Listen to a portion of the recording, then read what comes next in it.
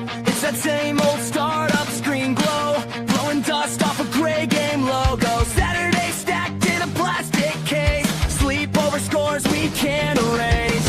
Kirk's got stats like a cheat sheet code, and he's got jokes from the late night shows. Top 4 takes from a childhood stash, argue till the credits crash.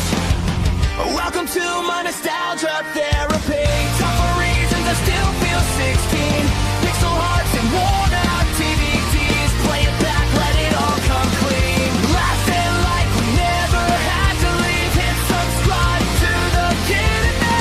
Every week's another memory. Yeah, this is my nostalgia therapy.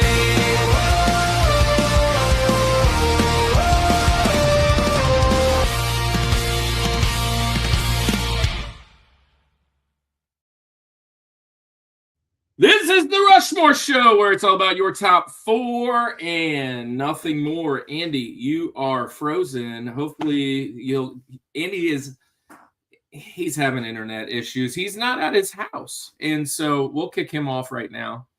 And then we'll get him back on here in a second. Welcome to the show. This is the Rushmore Show, where it's all about your top 4 and nothing more. See a couple people in the house. Caleb Eisenhower, welcome to the show.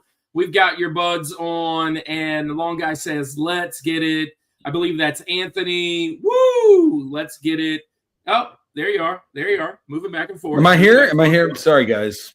You are here, and so welcome to those guys. Welcome to what we like to call the Summit Squad. You're now an official member of the Summit Squad, and you will get your free Blockbuster card in the mail. Just kidding. The Summit Squad is active.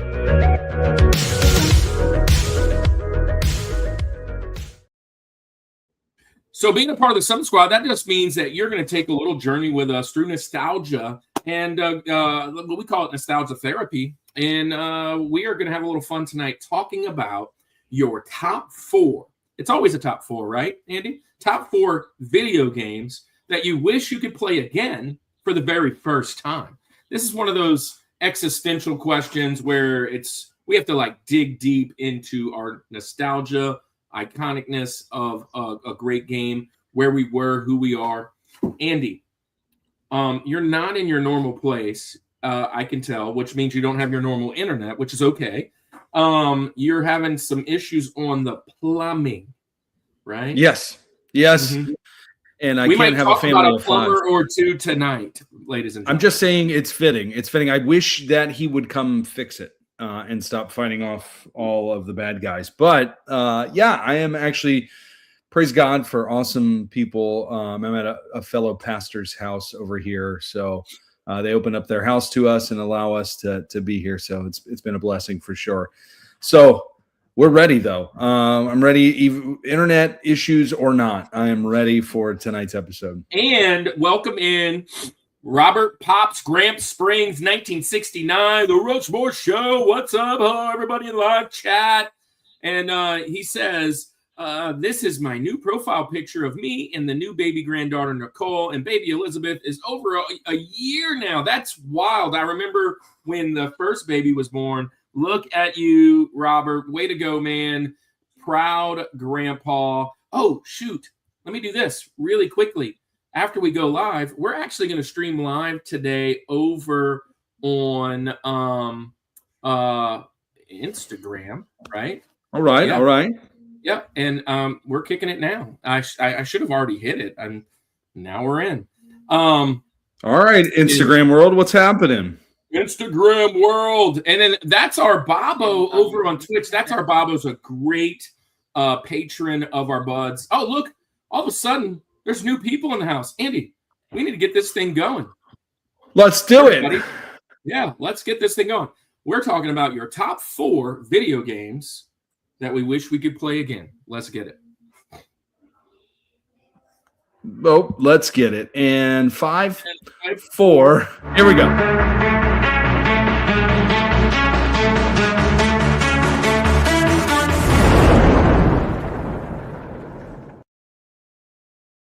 So if you've been around here for a while, this means we're introducing the guest. But while we're introducing the guest, go ahead, hit that like button, because that's the best thing that you can do to help the stream after it goes live, after it's off. If you are hanging out on the Instagram side or the Facebook side or our friends Twitch on the other side, come on over to YouTube sometime today, tomorrow, tonight, and hit the subscribe button if you like the content. We go live every single Thursday unless Jesus comes back or my wife says I have something. Hey, can you imagine just for a moment, like when we're all in heaven, like if we still get to do the Rushmore show from heaven, like the guest list is going to be sick. Awesome. The guest list would be stacked. Hey, so by the way, we got 22 in the chat. The record is 47. Invite your friends. 47. Let's see, 28. Invite your friends. Invite your friends. If you're in the chat, welcome in. Welcome in. Declan's in the house. Aaron Jag's in the house. Where are you from, boys? Well, we're from the southeast of the United States, for the most part. Yep. All four of us, I believe, that are on tonight are the southeast of the United States. Hey, if you are a friend of the channel, I'm going to shoot some moderators out to you guys. If you're not a moderator, that's okay. If you become a moderator, that means you can share your channel and you can kick out people that we don't want around here. Just kidding. So, I'm from Iran or nice. Iran. And Iran. Welcome in. Iran so far away. Iran is so far away. Yeah, it is far away. Actually, I spent a little time right on the border of Iran back in 2004. Andy, did you know that? I did know that. I did know that. Yeah, you did know that. That's when I was in Operation Desert Shield. No, Desert Iraqi Freedom. Iraqi Freedom. That's what that was. Is he saying? Is Aaron saying he's from the University of North Carolina, or is he calling you an unk? Who knows? We'll ask him when he gets. We'll ask him when we bring him on. It is what it is. We'll ask him when he comes on. Hey, so if you guys are out there, we're gonna get our friends out. First and foremost, let's invite to the show. He was a student of mine. He's now a great friend of ours, a great friend of the channel. This is his third or fourth time coming on. He's always welcome, always great for a good conversation. Probably the one that decides to pick this crazy topic and have us dig deep into the old times. Welcome to the show, our friend Aaron Jag, Mr. Jagilski. What up, friends and family? Boom. Ooh, I got applause. Oh, thank you. And let's welcome to the show our his buddy, his friend. Now let me say how this happened. Definitely the university. Let's the University of North Carolina. Yeah. Yep. So let's kind of share how I met this other guest. About a month and a half, 2 months ago, I'm hanging out in Aaron's chat, and he's playing Overwatch, I believe. And I could hear a voice. Oh, there it is. Hey! I could hear a voice, and but I don't see a channel. And we just get to chat, and I'm kind of typing. And what's up, Prime 111X? What is your? I mean, it happens. I'm sorry, but it happens. So, and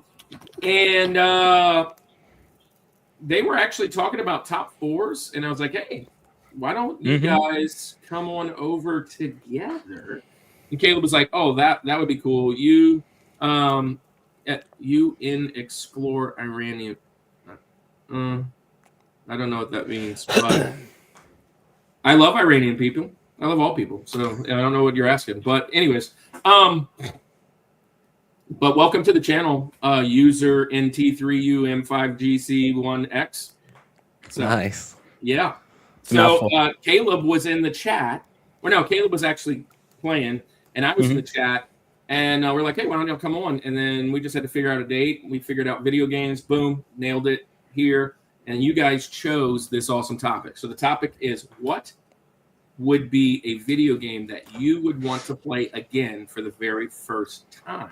So as if you just purchased it from when I was a kid, it would have been KB Toys, but or like, Toys R Us, places that you guys don't go anymore. You guys would just go to like GameStop or Best Buy. So that's what he meant. Yeah. Nope, not the University of North Carolina. It's hard to disappoint. Unk status achieved. Yeah. What is your favorite movie of all time? Favorite movie of all time? I've actually talked about it a few times. Andy, I think I would have, if it was my favorite movie of all time. Andy, would you go with Wayne's World for yours? It's Wayne's World. It's Wayne's World for sure. It's Wayne's World, and then it's Shawshank Redemption. I think that's such a good one. Honestly, I think it's Gladiator for me.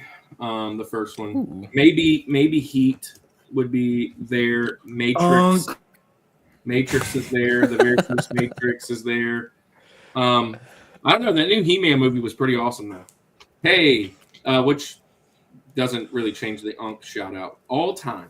Hey, here's a joke choice for the list. How about the Wii Food Channel? Oh, best game. Best game of all time. Is that the one that called you fat when you stepped on the scale? Were you thinking about the same thing? How about the one where you had to exercise? Who's the best Spider-Man of all time?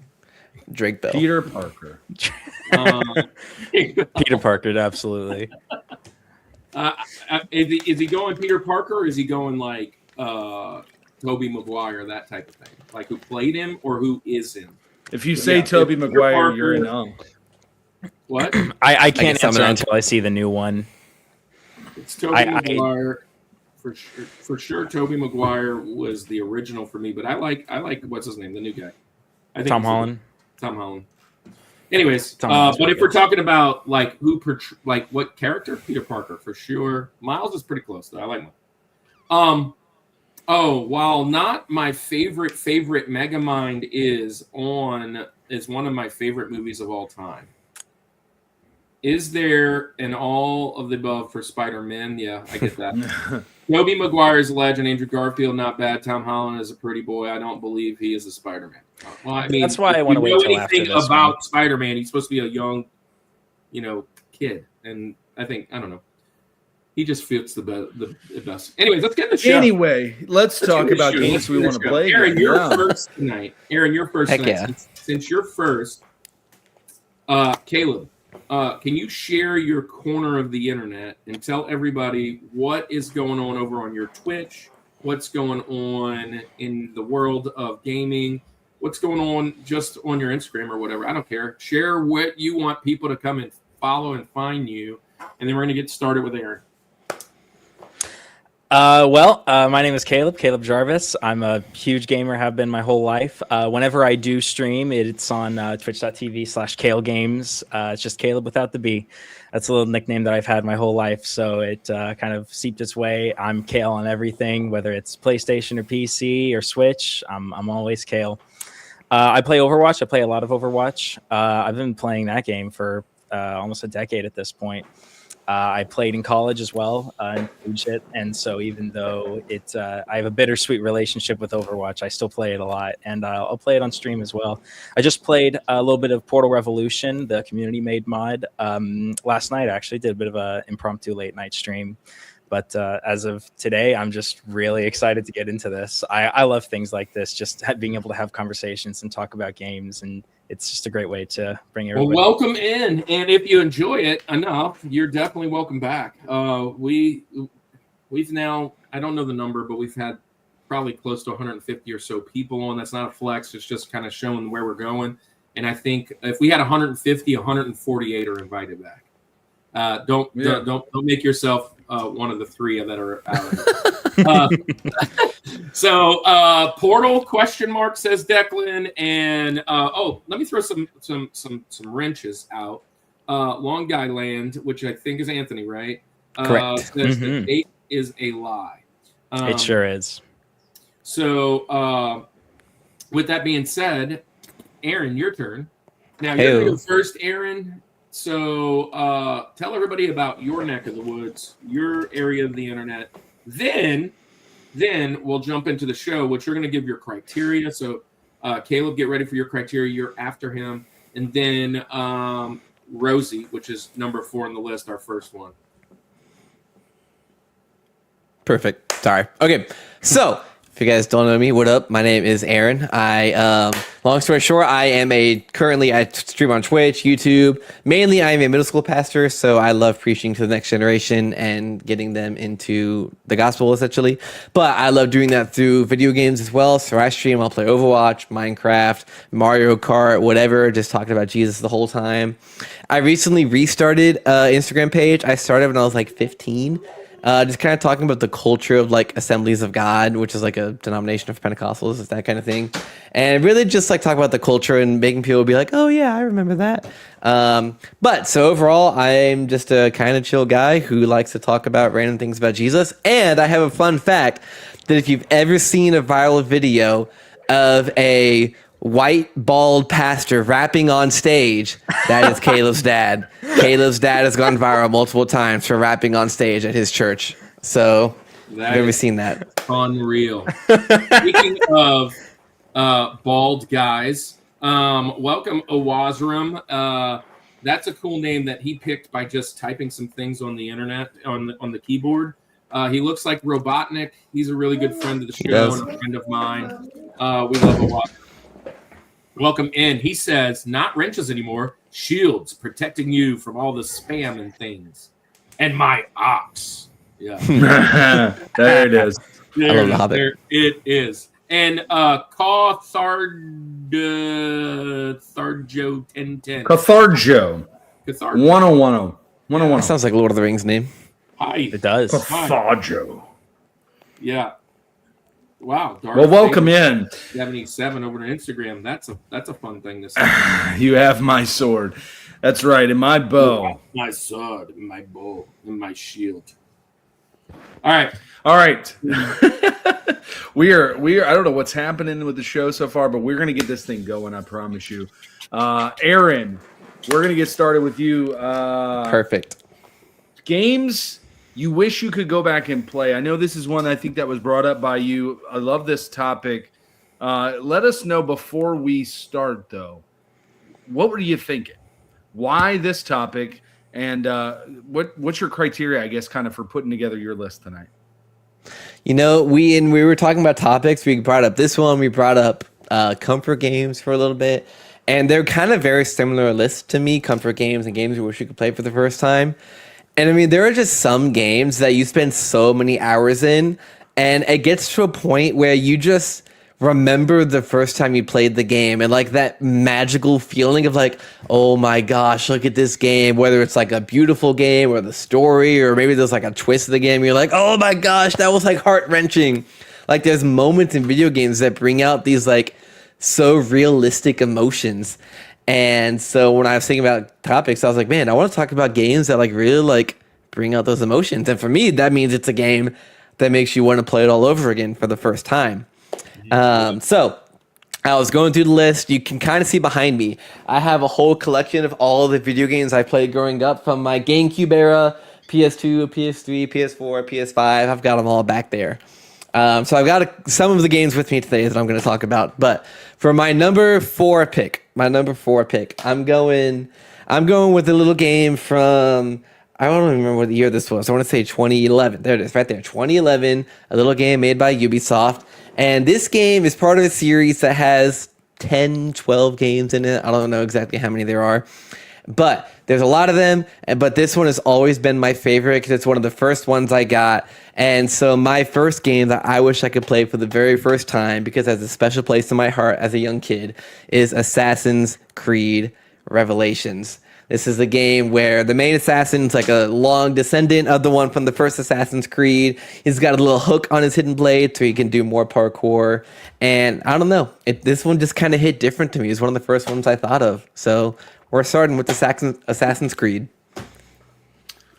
All right, so I'm gonna be like you said. I'm gonna be Unk today. I didn't play this game. I've seen a lot of stuff of this game, and it looks like a game I would have played. But 2011, we talked about it quite a bit on the show.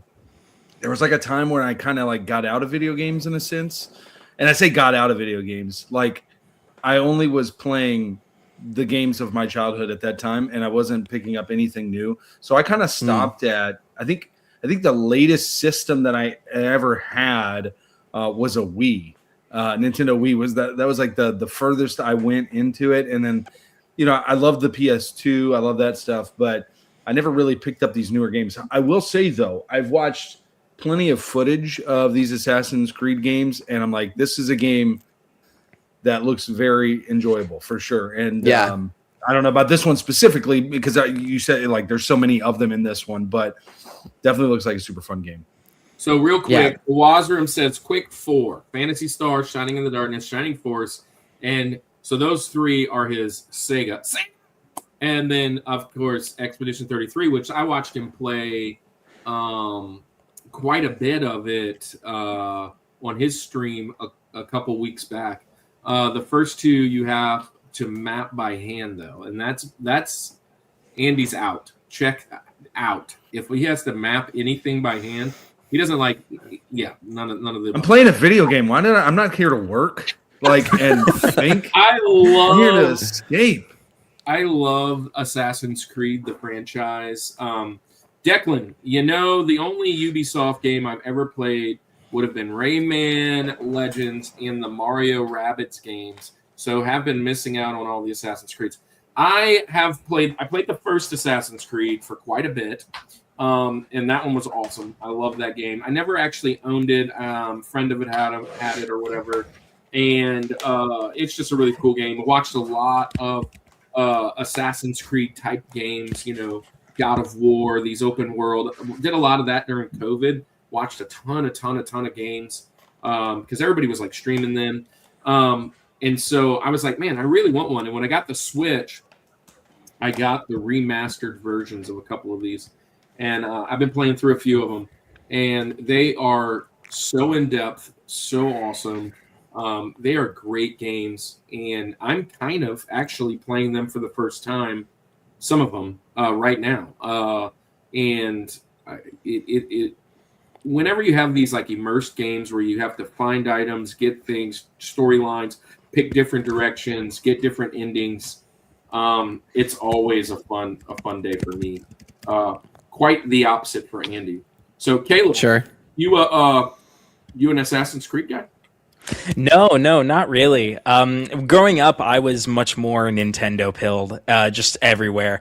I had a Wii, I had a DS, Game Boy Advance growing up. I am quite the young whippersnapper. So PlayStations and Xboxes weren't really a part of my gaming world until about 2014, 2015. So a lot of the original PS2 and Xbox 360, PS3 games, I never really got into. So I wasn't a COD kid. I wasn't Assassin's Creed. There were a lot of games that I was just over here in my own little Mario world, just having a great time. And I'm still in that world. So, yes, I'm there too. I'm Nintendo all day, but again, these games do look fun. They look like ones that, like, if I was, I don't want to map anything. I'll just say that. I don't want to map anything. I don't want I hardly like it. It takes a very special game for me to even say the word inventory. So, hold on. You know what I mean? This for real is one of those core memories. He says, I think a long time ago I played a version of Assassin's Creed on my phone, and that's it. Feels like I commit a crime for not actually playing on a console of some kind. I'm going to tell you this. When Assassin's Creed first came out, they did do a mobile version. It was a very short, like 3-level type game. I played that game, and I loved it so much. And I have tried to find that exact version for years. Like every once in a while it comes up, I'll like go and I'll find something, but it's not that same exact game. That game was so much fun. It was kind of Prince of Persia-esque, like the old Nintendo version. And, like a side scroller? Yeah, it's like kind of a side scroller. It wasn't like full open world. And dude, it was such a great game. But that was like that was way Unk days. That was a long time ago. I don't remember when it was. I mean, it was probably when Assassin's Creed first came out. So whatever that may be. But hey, Caleb, let's jump into yours. So criteria, and then go into your number 4. We call him Rosie for Roosevelt. Roosevelt, we consider arbitrarily as the 4th best president on the mountain. So I think it's universally agreed upon. Is it? I think Yeah. so. So there you go. Dude, I wholeheartedly agree, says Declan. Declan, thanks for being here. It's been a while since I've seen you, man. Thanks for being here, man. Well, sure, absolutely. So the criteria that I thought of was if this were to actually happen, how would it be? So if I had the pick to pick a video game in my current state, in 2026 version of me, I could just pick to erase every memory I have of that game, whether it was a memory I saw of someone else playing it or me playing it, just erase it and play it again with no knowledge going into it. So I didn't have the idea of, if I like put myself back in my kid's self to play it, because that kind of changed my answers. I love going back and revisiting some old games on the Wii, but every time I do, I realize how amazing technological advancements are, especially when it comes to things like input lag for controllers. So when I was making this list, I was thinking, with my cursed knowledge that I have of PlayStation 5 and PC quality games, what would I really want to play again fully? So a lot of my choices are mainly on the story. And for my first pick here, I gotta say, I love this game with every fiber of my being. I wish more happened with this game and that they did more with it. But unfortunately, it's kind of stuck in the early 2010s. And we might never see a sequel. I really, really hope we do. The cake may be a lie, but what is the truth is my pick, and it is Portal 2. 100%. It's not even close. When I first thought of this category and heard this category was going to be happening, Portal 2 was my immediate instinct pick. I love Portal 2 so much, and the fact is that it's a puzzle game. So when you replay it, you can only replay it so many times where it's like, all right, yeah, you got to put the portal there, put the gel there, and you know how to solve all the test chambers. So if I had the opportunity to go back in, and I don't know how any of the test chambers, and I have to once again wrestle with my own brain for 3 hours on a single room, I'm ready. And of course, the plot twists, the numerous plot twists in that game, the big one halfway through, there's a twist villain. We probably passed the statute of limitations on spoilers for Portal 2, but for anyone who hasn't played it, you gotta play it. It's so good. I love Portal. I'm waiting for Portal 3. I'm waiting for Portal 3. So I love this pick because I know what a staple video game this is for the community. What was GLaDOS was mentioned in our villains show, but I haven't played any of the Portals. Not because I haven't wanted to. I just never had an opportunity, never purchased them. But they are widely considered some of the best video games out there in its genre. And so I love that you mentioned that it's a kind of a puzzle game, so you have to kind of figure out certain things. Any of those puzzle games, right? And so there's a game that I'm thinking of right off the top of my head, Lost Vikings, right? There's a certain way that you have to do certain things. And that game was awesome. I didn't even put it on my list today. That's a veteran move. Hey, speaking of veteran move, Andy, speaking of veteran, Caleb sounds like a veteran right off the bat. Like I like it. Right off the bat. It. I appreciate it. Declan says he's only played the first one. Oh, dude. And Andy, I'm pretty sure Andy's maybe not even heard of it. I will tell you all that I know. That's it. He doesn't know anything. He went through a portal. The only thing I know about Portal is that my favorite Mexican restaurant growing up was called El Portal. And it was right down the street. It's actually, believe it or not, probably El Portal. Where me and my wife and I had our first date at El Portal. So there you go. Oh, really? That's fun. And that's it. So you know nothing about the game? It's a game? I didn't know. Yeah, I will say that. No. And I'll say this. It's been brought up. It's been brought up a lot in the show after with doing this stuff because it's a Speaking of portals, game. Your beards went through a portal.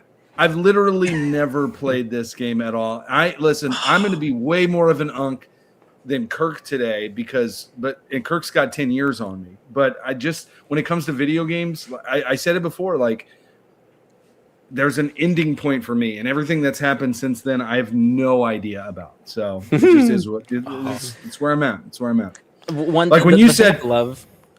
Sorry, I was just saying the thing I love about Portal is that Portal 1 is shockingly short. So if you get Portal 1, it's like 2 hours.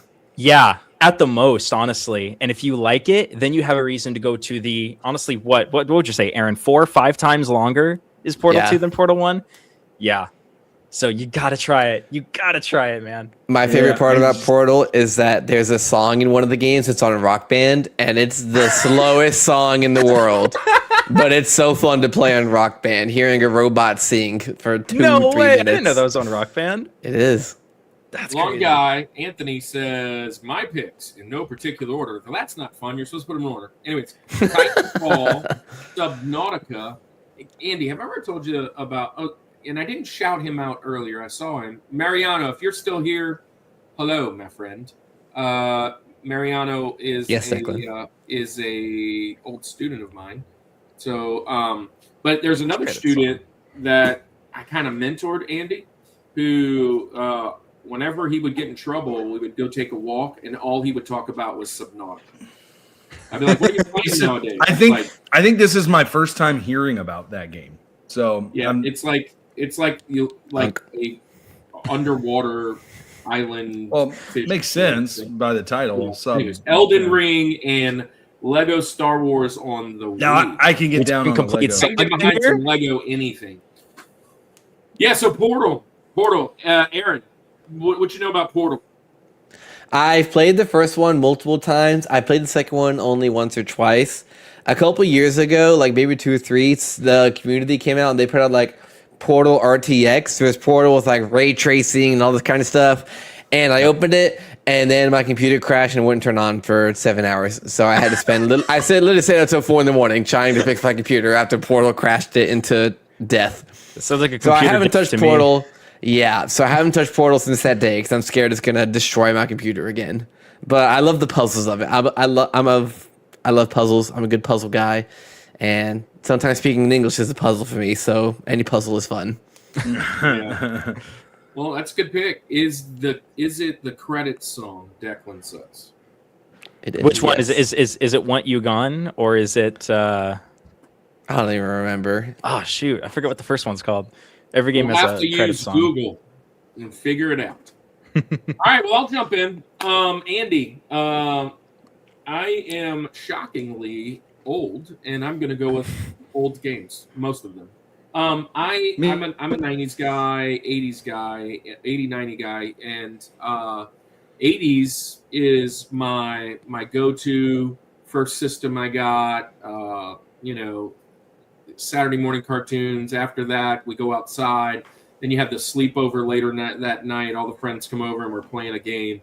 That was kind of our 80s weekend, every weekend. And then 90s, that's high school, a little bit better systems, PlayStation, Nintendo 64, GameCubes, all those get introduced in that 90s range. And I'm going to go with games very much like our 2 previous guests.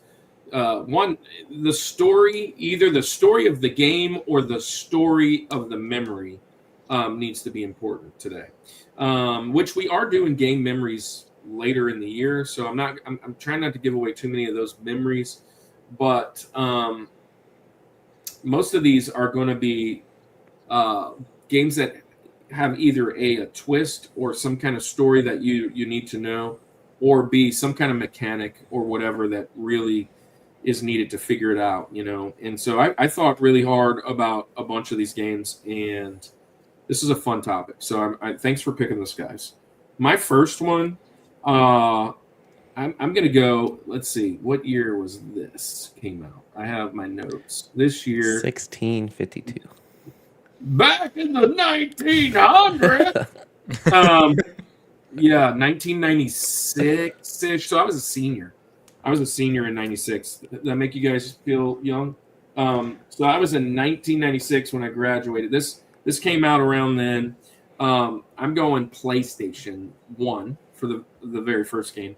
And what I loved most about this game was it was one of the first times that I can remember playing a game where you can get your controller to rumble, and there are just some nuances with the music or the space of that game that brings a extra level of tension.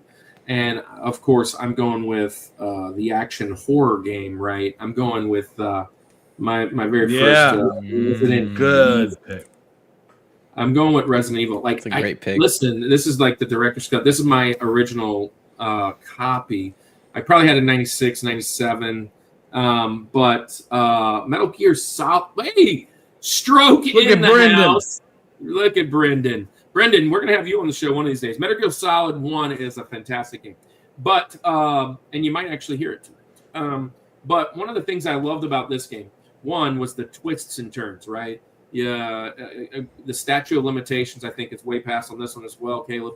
But you find out how really of a bad dude Wesker is, and it goes on for what I think they're in Resident Evil like 14 now or something. I don't know. They got a crazy tall, big broad chasing you now, and all kinds of craziness. But listen, this game, the very first opening scene, which is this kind of being reenacted, when you go into the house, you're being chased. You feel that tension.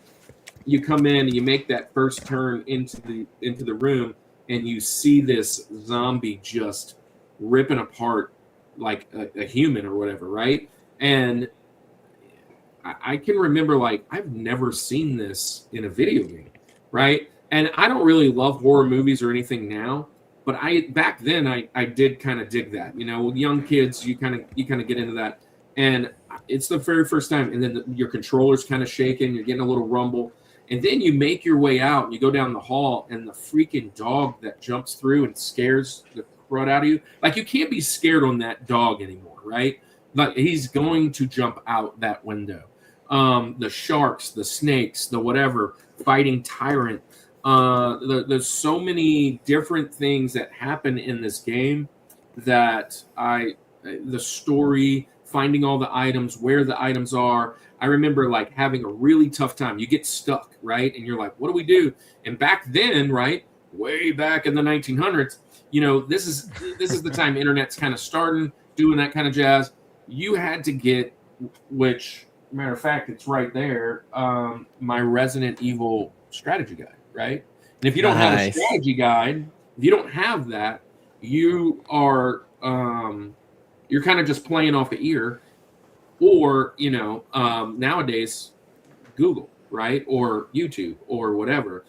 But when you don't know the game, it just is so much better, and kind of like figuring out how to get there is awesome. So yeah, crap my pants on that dog. That dog, the very first time it jumped out, I feel like, gosh, it was so awesome. But anyways, enough of that. I'm going to the very first Resident Evil. If I could play that one for the first time, obviously that also lines up all the rest. I don't know that I've played any of the Resident Evils past 4, but I have watched them. You know, The Village, the 11 with that crazy lady chasing you. What's it, Lady Madame Ioescu or whatever her name is. Anyways, crazy series. I love the movies too, even though they're cheesy. But Resident Evil is going to be my first pick off the bat. Great pick. Mm-hmm. Fantastic pick. I love this. Is the first one I know, so that's good. God day, you nice So, voice, you. Good day, you nice. I'm assuming You got a good voice, Kirk. BUKA4. You're saying, hello? You have a nice voice.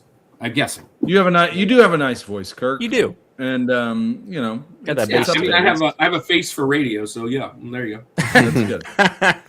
Sarah says, I haven't played enough games in my life, but these are near and dear to my heart.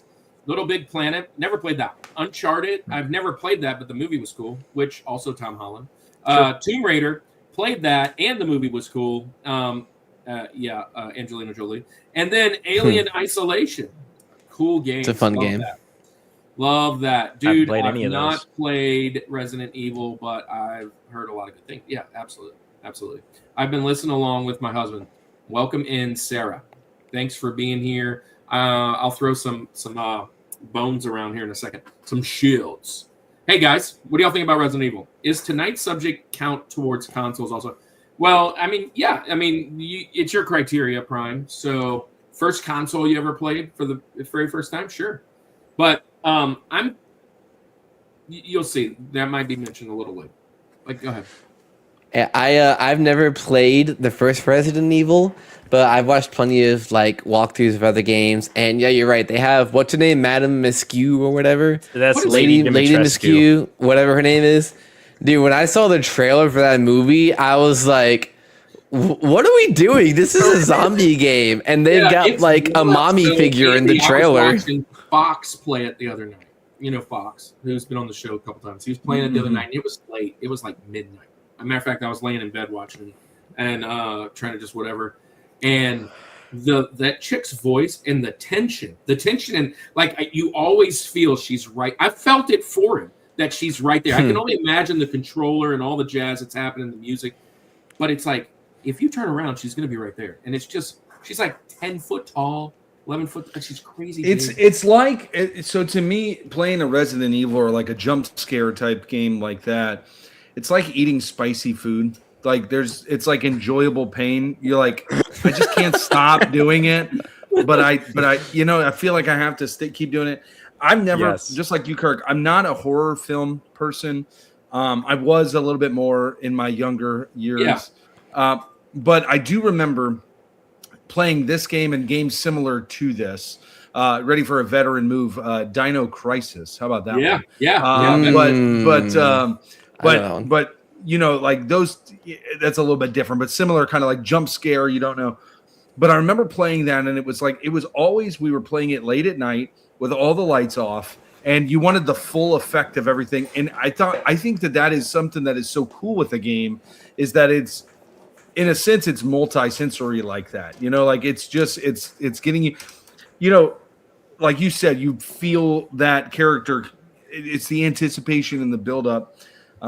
This is a great game. This is a really good one, and I can imagine playing it again for the first time, not knowing, what's about to happen. I mean, playing Resident Evil. Comment. He says, "I loved the roaming mechanic with a lot of the Resident Evil enemies. You're basically never safe." Yeah. So sometimes like you can figure out the pattern of like certain games, right? And what's really cool is like in these games, they kind of have an AI to them. Like when you get out of the norm, that it just recorrects, and you just like every turn you're like, is he going to be there? Is he going to be? What's going on? Now in this first one, it didn't really happen so much like that, but it grew. So like the one I think he's kind of talking about, like that village one with this lady, this chick, man. Like you're constantly running from her. And you're like, you duck in and you're out, and you're like, oh, good. Now I'm up on the top of a building, and all of a sudden, boom, she comes out of the building. Like, it's like, what the heck? I thought I finally got away from this chick. And like the whole time you're running. It's like, it's wild. But yeah, that's a good comment. Prime says, for the games, Road Blasters, Mortal Kombat 2, ooh, a fighting game. Okay. The consoles, 7800 and the PlayStation 1. Yeah, I dig that, Prime. I dig that. All right, Andy. Yes. We're 43 minutes in, and we've only done one. Yeah, I know. But here's the deal. I'm going to be an unk like you today, because while I'm not as counter. Yeah, there's been a few. We need to retroactively throw those in there. But I'm a 90s and 2000s guy, right? So born in 89, so 90s. 2000s, kind of my wheelhouse of everything. And so when I was thinking about these games, I kind of, Caleb touched on it, but he said he didn't really necessarily go this route. I'm taking this in games that I can go back to the first time that I played them. Not play them again for the first time, but like, what was that? Where was Andy at this time? Like, what nostalgia do I tie to it? You know, Kirk, the theme song says this is nostalgia therapy. So looking back at that kind of stuff, that's really where I went with my list tonight. It at least helped me to kind of solidify my list. So that's my route. And with that in mind, I'm going to go to out of all 4 of my games, this is the most recent game, and it is still Unk status for sure.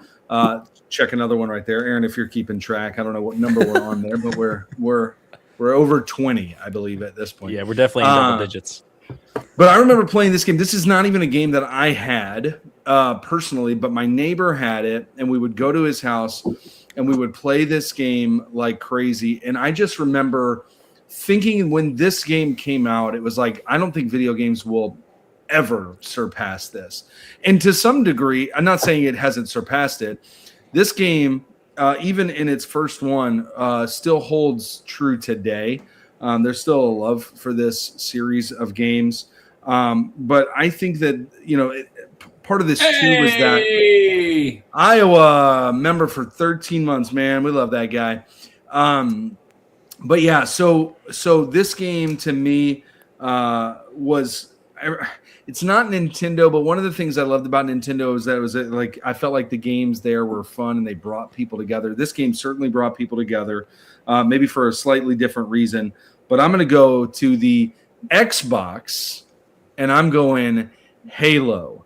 If I could play Halo and go back to that multiplayer one more time, man, that is like the whole like looking at people's screens, the just seeing Master Chief again, and then the story mode and everything, and then getting that whatever the sword was, and man, I remember like the world design, the level designs of these. I was like, what this is? I've never seen this in a game. How you know intense this is, and how in depth and all over the place. Anyway, I loved this game so much. I loved being able to get into the vehicles. I loved everything about this. And again, it wasn't even a game that I owned, but my neighbor did, and we would go and play all the time.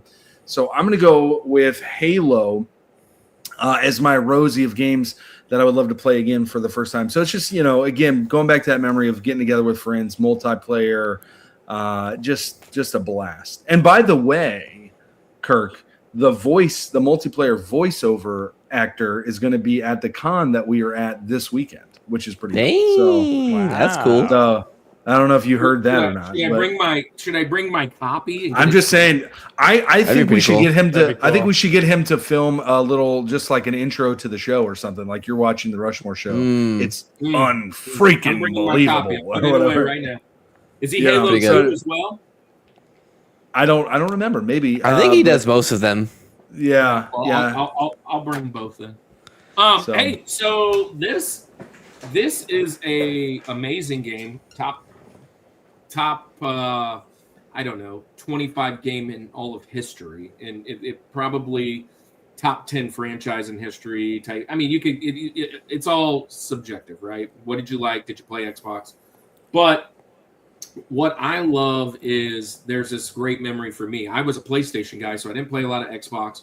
And when the Xbox came out, I was in the Air Force, and I remember like my Air Force friends going and getting an Xbox. I'm like, I'm not going to get one just for one game. And when I went to Iraq, which I mentioned earlier, I ended up purchasing it. Same with the GameCube. I purchased a GameCube and an Xbox while I was there. And when I got back, I had like 10 or 15 games for each one. I can't remember. And Halo was one of them.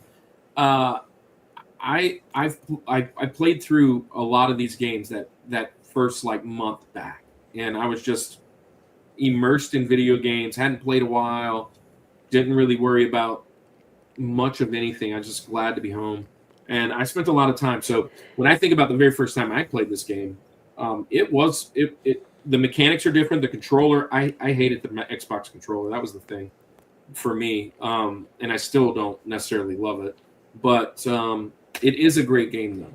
The story's awesome. The television show was pretty cool.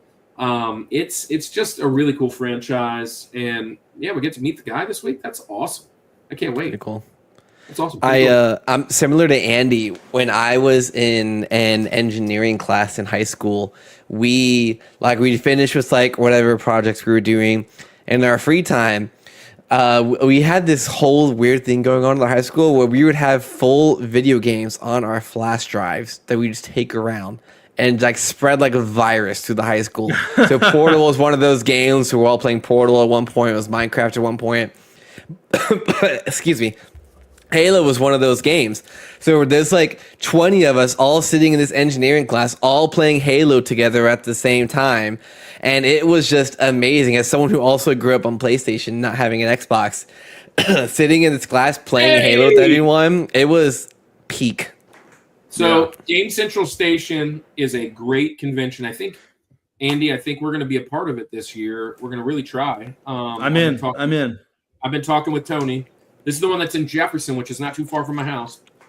But Tony's on the show in a couple weeks, maybe next week or the week after. And Shane is the other guy that's a part of it. He was trying to be on, but he couldn't. So I don't know which one this is. I'm pretty sure it's probably Tony, but maybe it's Shane. I don't know. OG Xbox controller fits so perfect in my hand as a kid. LOL. Yeah, I mean, it's huge, man. This has got to be Tony then, because Tony's a big gentleman. So, yeah. Well, Tony and Shane, well, thanks for being here. Thanks for hanging out. Come on over to the YouTube side and say hello. Hit the like button. If you're not, for anybody, by the way, I see he's on Facebook. And that's okay. I do want to shout out a couple things that I missed. Sarah said this earlier about Resident Evil. I think there's a similarly frightening mechanic in Alien Isolation where Alien learns your hiding spots so you can't become too comfortable. That's really cool. I love that kind of stuff. And Iowa, which we love Iowa. We'll play his video here in a little bit, obviously. Busy tonight. Just wanted to stop by. God is good all the time, and all the time God is good. Hey, George is Skyrim. His favorite is Skyrim right off the top. Link, Super Mario World. TJ is going to be Final Fantasy VI. Good poll there. And Ocarina rounding out. LMAO. It's definitely Tony. Yeah. Tony. I still love the starting sound for the PS2. Me too. I saw a top 4 sounds from video games reel, and PlayStation 2 was one of them. That's pretty cool.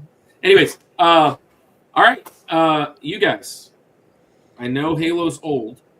Do you like it? Do you love it? Do you want some more of it? I like it. I've played Halo Infinite. I have a lot of memories as a kid playing with my cousin. We played. I gotta say this one time. Core memory. We were playing Halo 3. My cousin and I. We were visiting my family out of state. I want to say it was a Christmas season or a Thanksgiving season. So the whole family was around, and we were in the basement. Playing on his Xbox. He had Halo, and we were playing on, I don't know what it's called, but it's a desert map, just in a custom game. It was like just us, where we were just shooting at each other, and they had banshees and ghosts available. And he was in, which one flies and doesn't hover? It's the Banshee, right? The one that actually flies? I think so. I don't remember exactly. Yeah. I think it's the Banshee.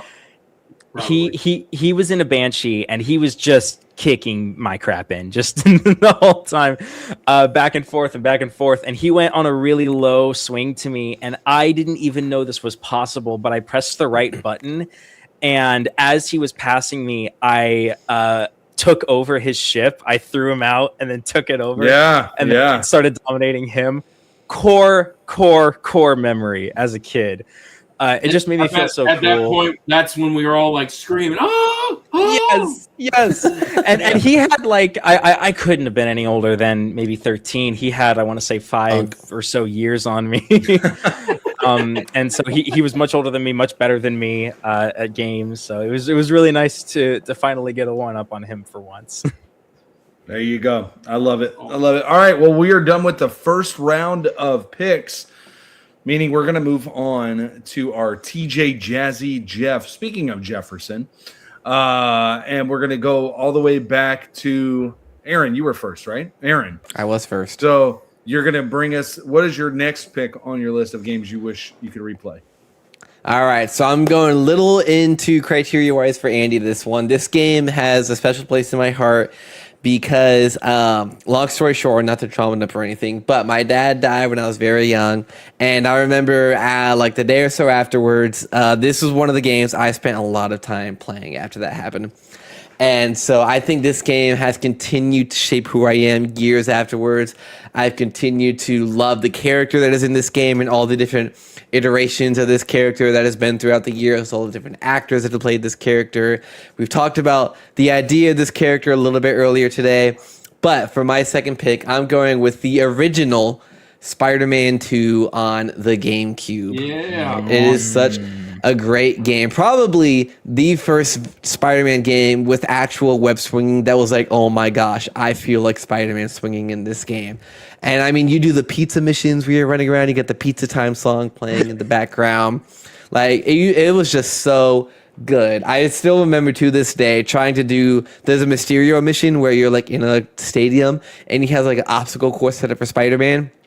I could not do it as a kid, and I hated it. I was like, this is the worst mission in the world. This is stupid. And I played the game again like 2 years ago, and I was like, this is the easiest thing in the world. Why did I struggle with this as a kid? So Spider-Man 2 is my next pick. So Tony jumped on over to the YouTube side, Game Central Station. Guys, go check out that. You have a wrench now, Tony, which you'll be on the show later. You can share your channel in the chat. If you have a wrench, you can definitely share your channel in chat for everybody. Those are our people. That's the Summit Squad folks. Hot Take, he says, which our wheel at the convention has a hot take section, Tony. And he says, hot take, I can live without Halo. We definitely played it a lot back when. Excuse me. But these days, I got a lot else to play. Much else to play. Got too much else to play. Gosh, my sneeze. Bless me. Anyways, in Jesus' name. So we're talking, so Aaron, Spider-Man 2, huh? The OG Spider-Man 2. There, thank you. This is a great game, man. And Spider-Man 2, the original one was awesome, but then the next Spider-Man 2 was like groundbreaking, right? And yeah. So, really cool. We were talking Spider-Man earlier with our friend over on the Iranian side. So I also loved that Bruce Campbell was like the narrator of the games, which I don't know if you guys know who that is, but he's in all three of the Tobey Maguire movies, and it's just so fun. He like makes fun of you the whole time in the tutorial when you forget to do stuff. It's pretty funny. Anthony says, I forgot about this before, but it would be a dream to load back into Call of Duty Black Ops 3 Zombies for the first time. That would be cool. Patrick, what's up? Patrick's back. By the way, Patrick's been gone for a little bit. Patrick's our bud. He's going to be on the show eventually. We're going to get him on. Star Wars, Knights of the Old Republic, Jade Empire, Red Dead Redemption 2. I preached on Red Dead Redemption 2 2 weeks ago at Southeast Gaming Exchange. I haven't put it online yet. I still have to edit it. I apologize. The sound wasn't really good. I have to redo it. Speaking of that, this weekend I'm preaching on Pokemon. Hang around. You'll learn about that. And Skyrim. Those are good picks. I bet that game was famous for the pizza song. Brendan Stroke says, dope choice. The narrator is amazing. He jumped on. Oh, Brendan's over there on the short side. Let me throw him a bone too. We'll get Brendan on eventually. You guys like Spider-Man 2? Hey, Unc. Spider-Man 2? Yes. So I was going to say, thank you, Aaron. You're picking a game that I played. This is the GameCube, so this is good. But yes, absolutely. Everything you said, Spider-Man 2 on the GameCube is great. Bruce Campbell, Evil Dead, mocking you the whole time is fun. But I there's something about these like early Spider-Man games like this that are just super fun to go back and play. Like even like the first one I thought was fun. I mean, it got better, but the actual like swinging, like you said, was like what Superman 64 did wrong. Spider-Man, I feel like did right. That like the tutorial's great, but like the actual mechanics of everything, like we got a Spider-Man game. I want to swing. Like I want to do the Spider-Man things. I don't want to fly through rings tonight. But a lot of fun. This is a great game. I loved in the game, like when you talk about Spider-Man swinging and stuff, you had to go to like a comic book store in game to buy new like moves to do while you were west winging, and I thought that was just the most genius thing ever. It was just so Yeah. perfect for me. Yeah. Caleb, what do you think about this one? You're a Nintendo guy. Mm-hmm. GameCube, Spider-Man 2. Unfortunately, GameCube was a bit before my time. I only had handhelds. What's the until I had an opposite actual of console. Unk? What's the opposite of Unk? What's the next? I don't know. Coco melon. What do we say? You're a Coco, Caleb. You're a Coco. I'm Coco. No, I'm a youngin. I'm a young whippersnapper. I never had a GameCube. I never had. I'm a young buck. I'm a young buck. I never had the pleasure of enjoying Smash Bros. Melee or any of the amazing Fetus. GameCube games. Fetus. What do you mean? Sarah got you good. What do you mean? Sarah got you good. Dang, I've been good. I'm gonna go cry after we're done here. No, but, I gotta say, Spider-Man 2. I've seen clips of it. That song is ingrained in my head, even though I never played it. The Pizza Time song it's a classic. You can't get any better than that. I'm more of a fan of the most recent Spider-Man 2. Love that game, but the OG one's good too. Hey, this one couldn't exist without the OG. Okay, the OG was the groundwork for this one. Yeah, there you go. It's good stuff, Respect. man. It literally is the guy who built the West Winging in the new Spider-Man games. Talked to the designer of the original Spider-Man games on how they built the West Winging, Really? I didn't and he know helped that. to like build it from the ground up. Oh, that's sick. It's pretty cool. There you go. There So you go. I've Caleb, 100%ed. Caleb, what's your TJ? What's your number 2? Oh, my number 2. It's gonna be niche. I'd be shocked if any of you have heard of this game. But this game came out, I want to say, in the mid 2010s. Didn't hear of it. It's pretty recent. This game it might just be the most unique game I've ever played. I've never seen another game do this before, and so I'm gonna get right into it. It's this one. The Invisible Hours. Is that backwards? It might be backwards. No, No, it's good. It's not. Let's go. The Invisible Hours. For, if you might see, for the PlayStation VR, this is not a normal console game. Although I do want to say they came out with a 2D flat screen version, but it's in VR. And the best way I can explain this game is it is an open world movie, and I mean that in every sense of the word. It takes place on an island in the late 1800s, early 1900s. You guys should know that well. Hey, in that time zone, it's a murder mystery. Nikola Tesla is murdered, and there are suspects and a detective, and it's your classic murder mystery. But the best part is that it takes place on this island at this mansion of Nikola Tesla, and you can go wherever you want. And the story takes place over these chapters. You start out following the detective at the dock, and then you can follow him into the mansion. He discovers the body, and then characters will go off in different directions. So you're like, whoa, that guy was kind of interesting. What's he up to? And you can follow him, and he has a conversation with some other guy about there is a butler. There is a butler in the game. The butler's actually blind. And that you can follow different parts of the story. One thing I love about this game, right? It's always the butler. One thing I love about this game is that every character has their own timeline that you can look at. So every character has a color code. For example, the butler is green, and you can see their entire timeline from beginning to end, but there's this little blank space here. And you're like, oh, so that's a part of his story that I haven't seen yet. So let me go to right before that moment, and you find him and you go, yeah, I left him here. And then if you follow him through the hallways, he'll go through like a secret room that you didn't even know was there. No. Hey, maybe he wasn't a millionaire. It was a long time ago. Maybe he didn't have that much money. But Kale's there in the are files. twists. There are twists. There are turns. And this game, there's a huge twist at the very end, which upends everything you know about the game. If some character has like a knife and he's in a standoff with another character, you can like walk over and just pick up the knife and look at it, because it's VR. So you can pick up items that characters use, and you can see their story. I'm telling you, this game is the quintessential plot twist game. No one I've talked to has ever heard of it. And this game I loved from start to finish, and I've never played since because it's a murder mystery. So if you know the thing, whatever.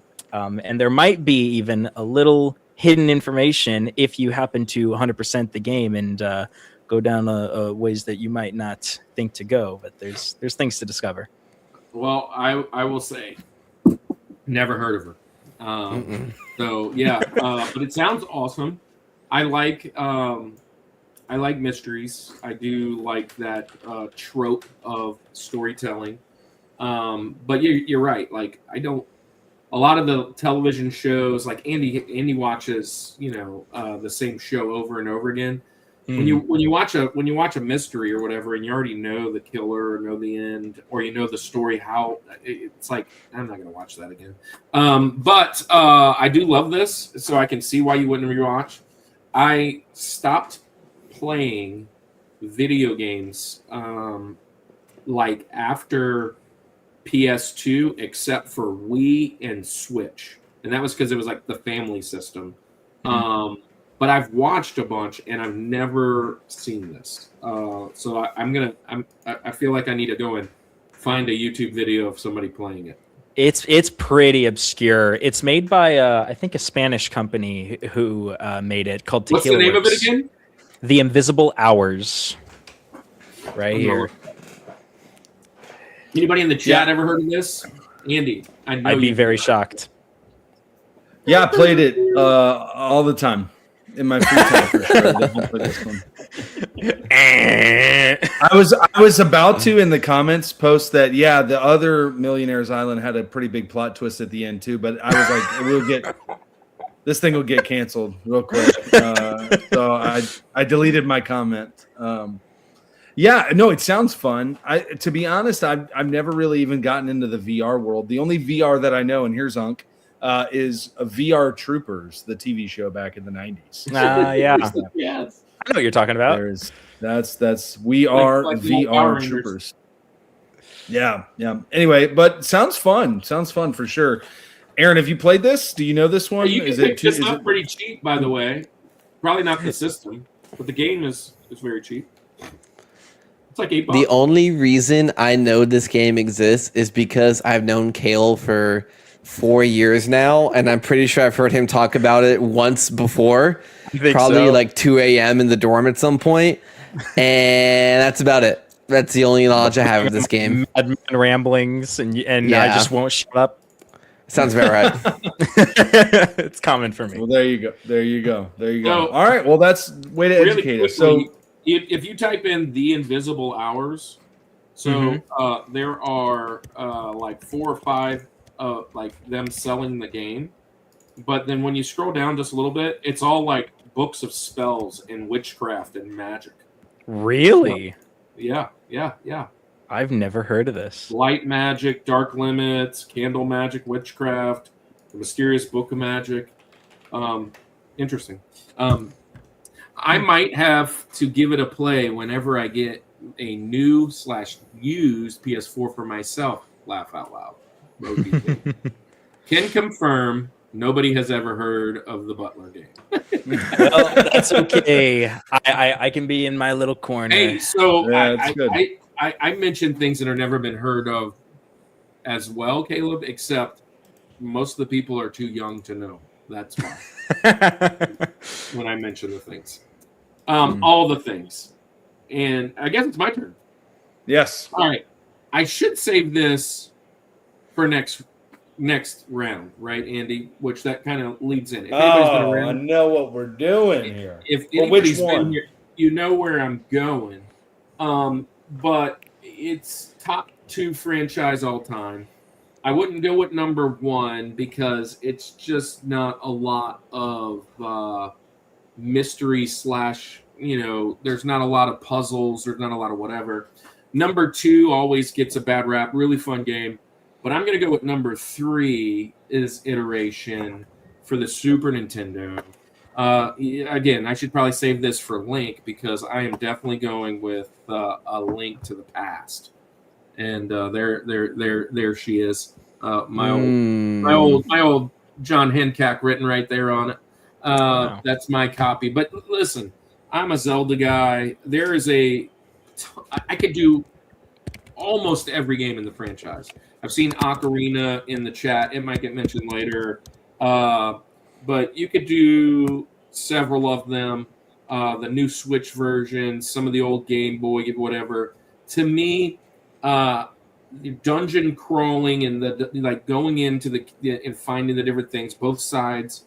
This was the very it's Herbie.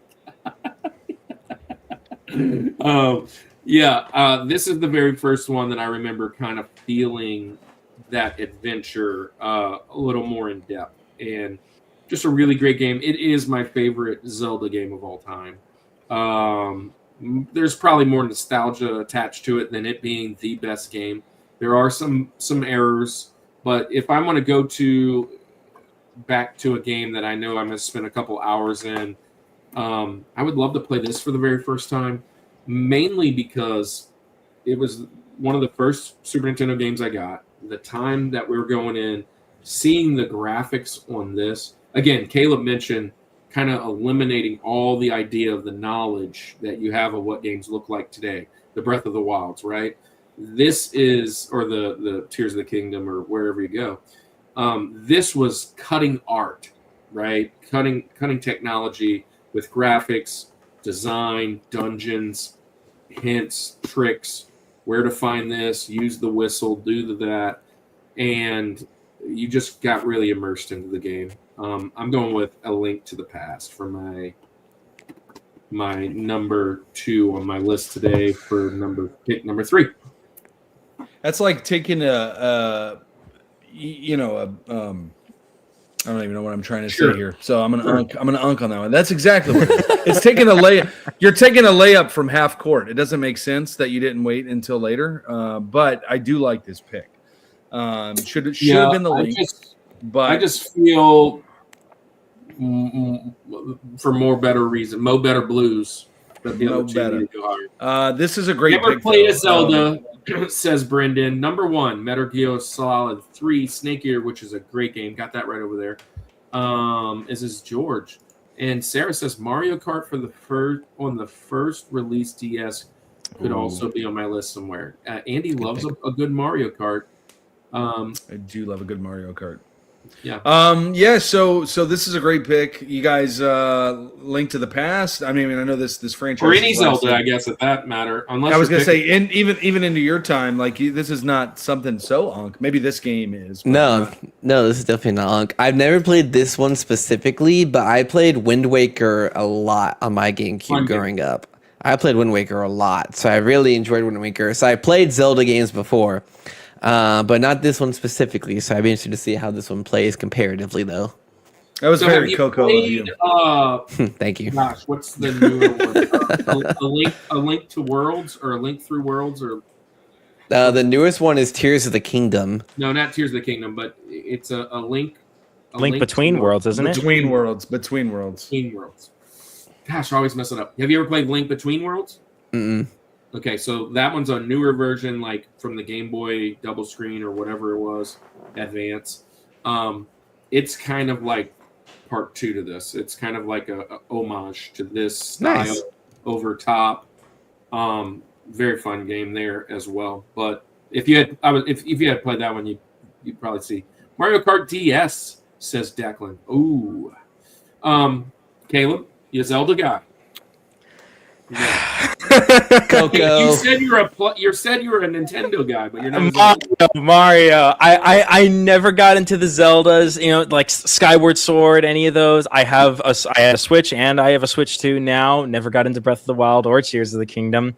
I was as Mario could get. Mario Party 8, 9, 10 on the Wii and Wii U. Mario Galaxy, like all those ones. I even had Mario Bros for the DS. That one I really enjoyed as a kid. But Andy Zelda, needs a plumber right now. Anyways, yeah, I do, big time. I'm more than the sword guy. The last time that I went to New Orleans or Louisiana for a camp, Andy, we lost our Switch and all the games. Is that crazy? Like, Oh. Anyway, That hurts. It That hurts. Does hurt. Yeah, like $700, I think, to replace it all. It's crazy. Ooh. Just get a Switch 2. No, I've thought about it. Yeah. So, Andy, Yes. Link to the Past, and then go into your. Yeah, I love the Link to the Past pick, but I'm going to go to mine. My TJ Jazzy Jeff. This is going to be Caleb. I think you're gonna agree with this one. No, it's definitely not controversial. The reason that I want to go back to this game is because this game was so innovative in what it did and how it changed something. But I think that today we're a little bit spoiled with how far this style of game has come that we still look back at this one fondly, and I think it's one of the most beloved games of all time. But just to play this and experience this new thing for the first time again, plus to my criteria, going back to who I was, where I was when I was playing this for the first time, what I wouldn't give to do that, and I'm going with my favorite console of all time. I'm going Super Mario 64 to play this one again for the first time. I mean, this is Mario in 3D for the first time. Yeah, were they still figuring it out? Is the camera angle a little janky? Sure, it is. Did you kill the penguin? But we all did. We all threw the baby penguin off. We know it. But anything Pokemon, Lauren, that's what I'm talking about. But we all this game was just fantastic. It was Mario completely reimagined in a 3D world. Almost felt like open world to some degree. I loved this game. The jumping through the mirrors. It was just a totally new, fun look at Mario. Of course, Mario was great before. There's some games that I may even mention later in this same thing that we may talk about. But Super Mario 64, to go back and play that for the first look, playing it for the 900th time that I am right now is still super fun. But can you imagine just Barry says number 7. There's 20 people in the chat. Come on, guys. Go hit the Come on, like it. But camera Barry, welcome in. Yeah.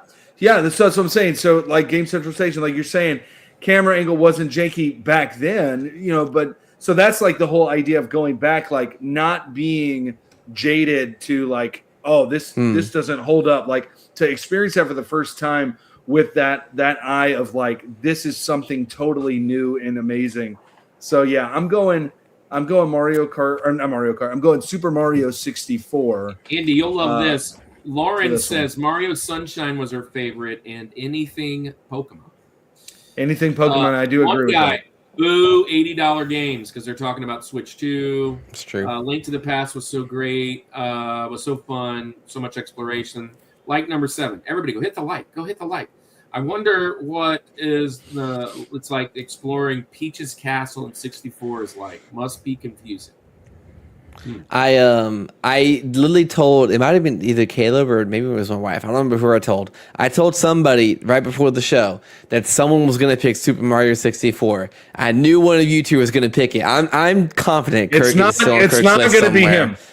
It's not going to be Kirk. He is not a 64 guy. I do like Mario 64 on the double screen. I had that. That was one of my first screen games. I do love this game. It's fun. It's my... It was on the top 4. I don't know. We did 64. I don't know if I. Oh, it was all right. Great. But it was definitely an honorable mention. Ken confirmed. Aaron called it. Oh, must be the better half. It is the better half. Yeah. So she says you called it. Mario 64, of course, great game. Point the other way, Andy. Oh, well, it's on my screen. On my screen, it's I'm here, but whatever. It's funny. Yeah. Yeah. All right. Fun stuff. 20 people in the chat. So Caleb, now I want to get your thoughts because now we're bringing Mario up. How you feel about Super Mario 64? I mean, you hit the nail right on the head. It's revolutionary for a reason. It was so amazing. I actually got a Nintendo 64 back in, I want to say 2017, something like that. I asked for it for Christmas. My parents got me one off eBay. Nintendo 64. I do have a 64, but as of playing Mario 64, I had it on the DS, and I loved it on the DS. Yeah. It was so cool. It took me years to know that there was a difference. So I thought I'd play the full game, but then I learned, years later after, being a little kid for a while, I'm like, oh, what do you mean you can't play as Yoshi in the original Super Mario 64? What do you mean? Wario? You can't play as Wario? But it's an amazing game. And honestly, I'm a huge I'm not a speedrunner, but I'm into the speedrunning community a lot, and just seeing of what new crazy things people are doing. And Mario 64 speedruns, they are something else. That Bowser, like the boss level, the boss battle of Bowser, It's crazy. And the speed run is. Yes. How do you know to jump like that? I don't like. Where did we learn that? It's crazy. But it is fun to watch. It is fun to watch. What I don't like Mario videos though are the modded levels that are like impossible, and it's like what does anxiety look like? And it's like all of the flames going. Yeah. And I absolutely hate those videos. But yeah. All right. Well, we're done to the halfway point. Whoa! Living on a Let me just shout this prayer. out Like real singing. quick. Prayer. If you have a prayer, Let me request, shout this one out real quick. Lauren said it. N64 rocked. Where is Kevin right now? He needs to hear this. James Bond, GoldenEye music was top tier. Star Fox going through the secret waterfall level. That is what I'm talking about. It's a good one. Yes. I'm a 64 lifer, just so you guys know. those I'm Mario all for Maker it. vids give anxiety, says Tony. Hey, Yeah. so look, let's jump into this real quick. Speaking of living on a prayer, if you have any prayer requests, drop them in the chat. We had one come in from our guy Brandon on the Discord. Brandon, if you go back and watch this and you're seeing this, we're praying for you, man. But you can drop your prayer requests on the Discord. You can drop them in the chat here. You can actually drop them on our website, which I'm sure Andy's going to be pulling up here shortly. On our website, you can drop a prayer request. You can actually get. I would Oh, you pull it can't- up, but every time I pull up another tab on here, it slows me down crazy. Yeah, it slows you down. So look, I'll just do it like this. Do-do-do-do-do-do. Do-do-do-do-do-do. Right here. Elmo's World. This widget, Yeah. You this guys little know about widget that, huh? here is our Love that, Coco. QR code to go to our website. Our website is rushmore.reboot.weebly.com. And on there, you can get our free devotionals. Both Andy and I have a devotional on there, which I need to drop this week's soon. I've been a couple days late behind. It's been crazy. We just started school. But we are on week 31 of 52. And so you can get the free devotional. Here are a bunch of video game devotionals that Andy and I are kind of, we've had a bunch of these guys on, Hector, Tony. We'd love to have Steven and Ariel, which is them. We kind of model after some of those. Also on there is a Christian creators directory, and it's just a bunch of Christian creators like Caleb, like Aaron, like guys in the chat that you can find to go and follow. They're really good folks. But that's that. Hey, Andy, we're gonna do. I'll do it since it might slow you down. Hey, so let's do our member of the week, which you saw him earlier, Iowa, Zach Schnack. We're going to do Iowa Retro Gamer Dad. Also, shout out to Geek Devotions. They just hit their 10-year anniversary. Come on. That's awesome. But I'm going to show Retro Rewind because we're going to be on their show in a few weeks. And last but not least, our favorite coffee. Go get you some coffee at the Village, not Resident Evil Village. No models here. I wouldn't drink that coffee. Yeah, I wouldn't drink that coffee. Get over here. Yeah, anyways, here's the coffee. Let's face it, at-home coffee can be pretty stale. Coffee at home doesn't have to be boring. The Village Coffee is here to deliver the flavor. The Village Coffee roasts coffee every week and sells online. Go to villagebeans.com to order your coffee today and use discount code RUSHMORE for free shipping.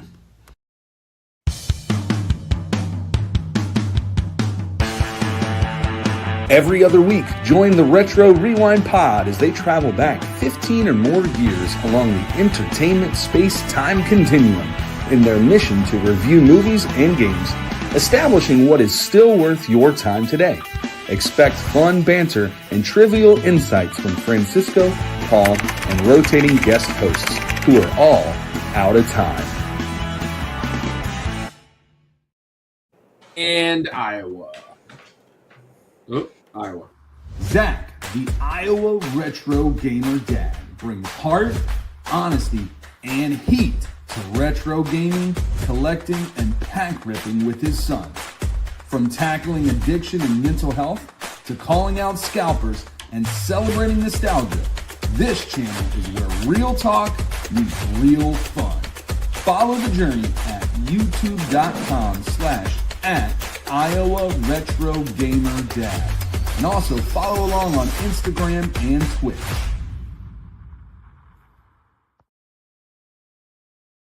Yeah, and the last thing I'll share, and by the way, if you want to be a member of the show, it is very easy. Hit the member button. Obviously, super chats and all that junk are welcome, but if you join the member, that all goes towards helping us get to other conventions to share the gospel and what we call Nerd in the Word. And I'm actually doing a Nerd in the Word this week. Prepare to make the jump to light speed. What's up? They're getting closer. Oh, yeah? Watch this.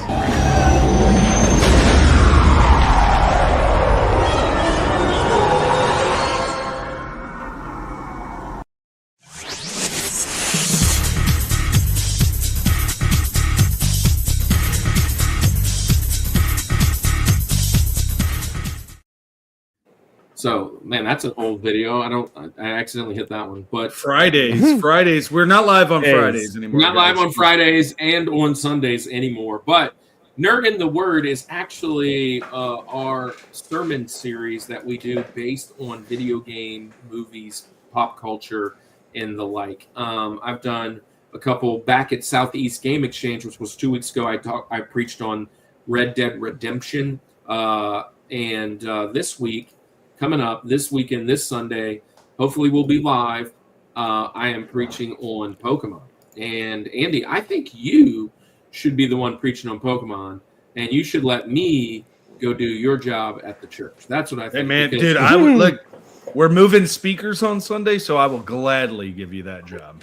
And I say that because you know much more about Pokemon than I do. But I can preach on I can preach on anything pop culture as long as I do a little bit of research. So, anyways, that's this week. Let's get back into the show. Aaron, you're back up. Round 2, Link. Oh boy. Softball pitch for a That's Zelda right. game. Softball pitch, but here it is. Okay, I have been struggling between number 1 and 2 this entire show. I can't even just talking about it. I think okay, I have to go this one. Okay, I've been struggling all day trying to decide which one is which. But this game that I am going with is a game that came out. This game was in 2011, specifically on November 11, 2011. So it came out on 11/11/11. Fun little fact. But this is definitely my number 2 video game of all time. I love everything about this game. This is an amazing video game. It's the fun fact. I currently have this game installed on my computer on Steam, and I have 964 mods on this game on Steam right now because I love this game so much. It's one of the most modded games of all time, as well as should be. It's an amazing game. I'm pretty sure won Game of the Year, and both of the previous games did, which they all should. So my number 2, we're going with the Elder Scrolls Skyrim. I've seen it in the chat a couple of times, so we're bringing Skyrim into it. There's just something about taking down dragons and shouting at them. I've always wanted to shout at a dragon. You get to do that in this game. So yeah, we're going with Skyrim. Skyrim mentioned. Skyrim joins the chat. What's up, Kimmy? Leaf from the Vine. Hey, so Leaf from the Vine, you're over on the Twitch side. Speaking of Twitch, We're not live on Twitch today. We're actually live on Instagram, which I was just testing it out again, as I do every once in a while. But if you guys come and join us over on our Twitch, we are really close to the partnership. So it's the same, Rushmore.com. All of it's scrolling at the bottom, by the way. So Leaf from the Vine, I didn't know you were here. Hello. Hello. He's been looking too? Skyrim. Andy, you love this game. Yeah, it's got my 3 least favorite letters, RPG, attached to it. So I never was a part of it. I listen. I understand the hype behind it and everything. I want to. Can we kick this guy out of here? Look, my internet might do it itself, but I don't know, man. There's something I just never got, and it worked. There you go. There you go. I muted. RPGs suck. That's all I'm gonna say. All right, and I'm out. Brendan says, "Boo this man." Boo. Yeah, I know. We have one of those. We have that. RPGs are good. Yeah, RPGs. We what's funny enough, we actually did an RPG episode. Yeah. And Andy hates RPGs, and like 4 out of his 8 were Pokemon. Wow. As they should be. As they should be. Pokemon's good. Which Skyrim has the dragon with the compelling speech. That would be Skyrim. They're all Elder Scrolls games, Declan. There's only one called Skyrim. He does have a pretty good speech, though. There's a dragon called Parsanax who's like super wise. He's like the Gandalf of Skyrim, and he's a dragon. Is it Sean Connery that does that? Was that Dragon part where he's the voice? Sean Connery. Mario and Luigi, anyone? Says Declan. Hey, I love Elder Scrolls. I love RPGs. I will admittedly say I have very little time. These are games that came out mostly post PS2, and I just didn't purchase. This was a time in my life when these games came out that I was like either starting a family or doing stupid stuff before I knew Jesus, and I just really didn't spend a lot of time in video games. And then after starting a family, most of my time has been sucked into that. I have this little system here that I play with my kids, but I don't have a PS3, 4, or 5. Actually, I walked by a few at Southeast Game Exchange. I told my son, I was like, just finally pick up one of these. 3, 4, 5, whatever. Probably a 4. I probably went up with 5. But for games like this. But here's the thing. I buy these games now. I start them. I love them. I get hour 2, 3 in, and then I'm done. And then when I come back, I feel like I have to restart from the first because I forgot. And that's kind of how my role-playing game life is now. And that's why Andy hates them. But I love the whole stories behind them. Caleb, do you love Elder Scrolls? Any of them, Skyrim, or any of that? I know a shocking lot about Skyrim, but I've never played it myself. The modding community is absolutely huge. I've seen everything from turning enemies into Sonics to absolutely changing the entire game fundamentally. And in the RPG space, I've played a few here and there, some Pokemon. I just finished Kingdom Hearts 1 actually for the first time very recently. Great game. I enjoyed that game. That's a good game. I almost did, if I'm being honest, but it was a little too recent, so I didn't have the much nostalgia attached to it. So it didn't quite make the list for me. Kai Chronix, is that how you say that? Says, I have no idea how you say his name. The Elder Scrolls is a mid RPG. Them's fighting words. There's a strong fan Charles base. Martinet, which is the wahoo. He voices the dragon. It's a very deep voice dragon too. No way, that's actually the Charles same voice Martinet. Actor voices Parsanax, the very wise, deep voice dragon. Wild. I can't believe that. It's pretty fun. Would have been Benedict Cumberbatch, which mean, I could feel that too. He's Smaug, right? Smaug. Mhm. Um, I like Falcor. That's an on call right there. But anyways, All right, Caleb, let's Sick. move to you so we can stop talking about this RPG. All right. Cut off his internet. RPG. Get him out of here. So going back to my roots, I wrestled with this pick specifically a lot. The other three I was pretty sure about, but this one right here, I really wrestled with. But I think at the end of the day, I have to go with this game. It had a very similar impact to gaming as another game we've already mentioned in the same series. Whoa. I played this game as a kid. I played this game as an adult recently when they just released the remake for it.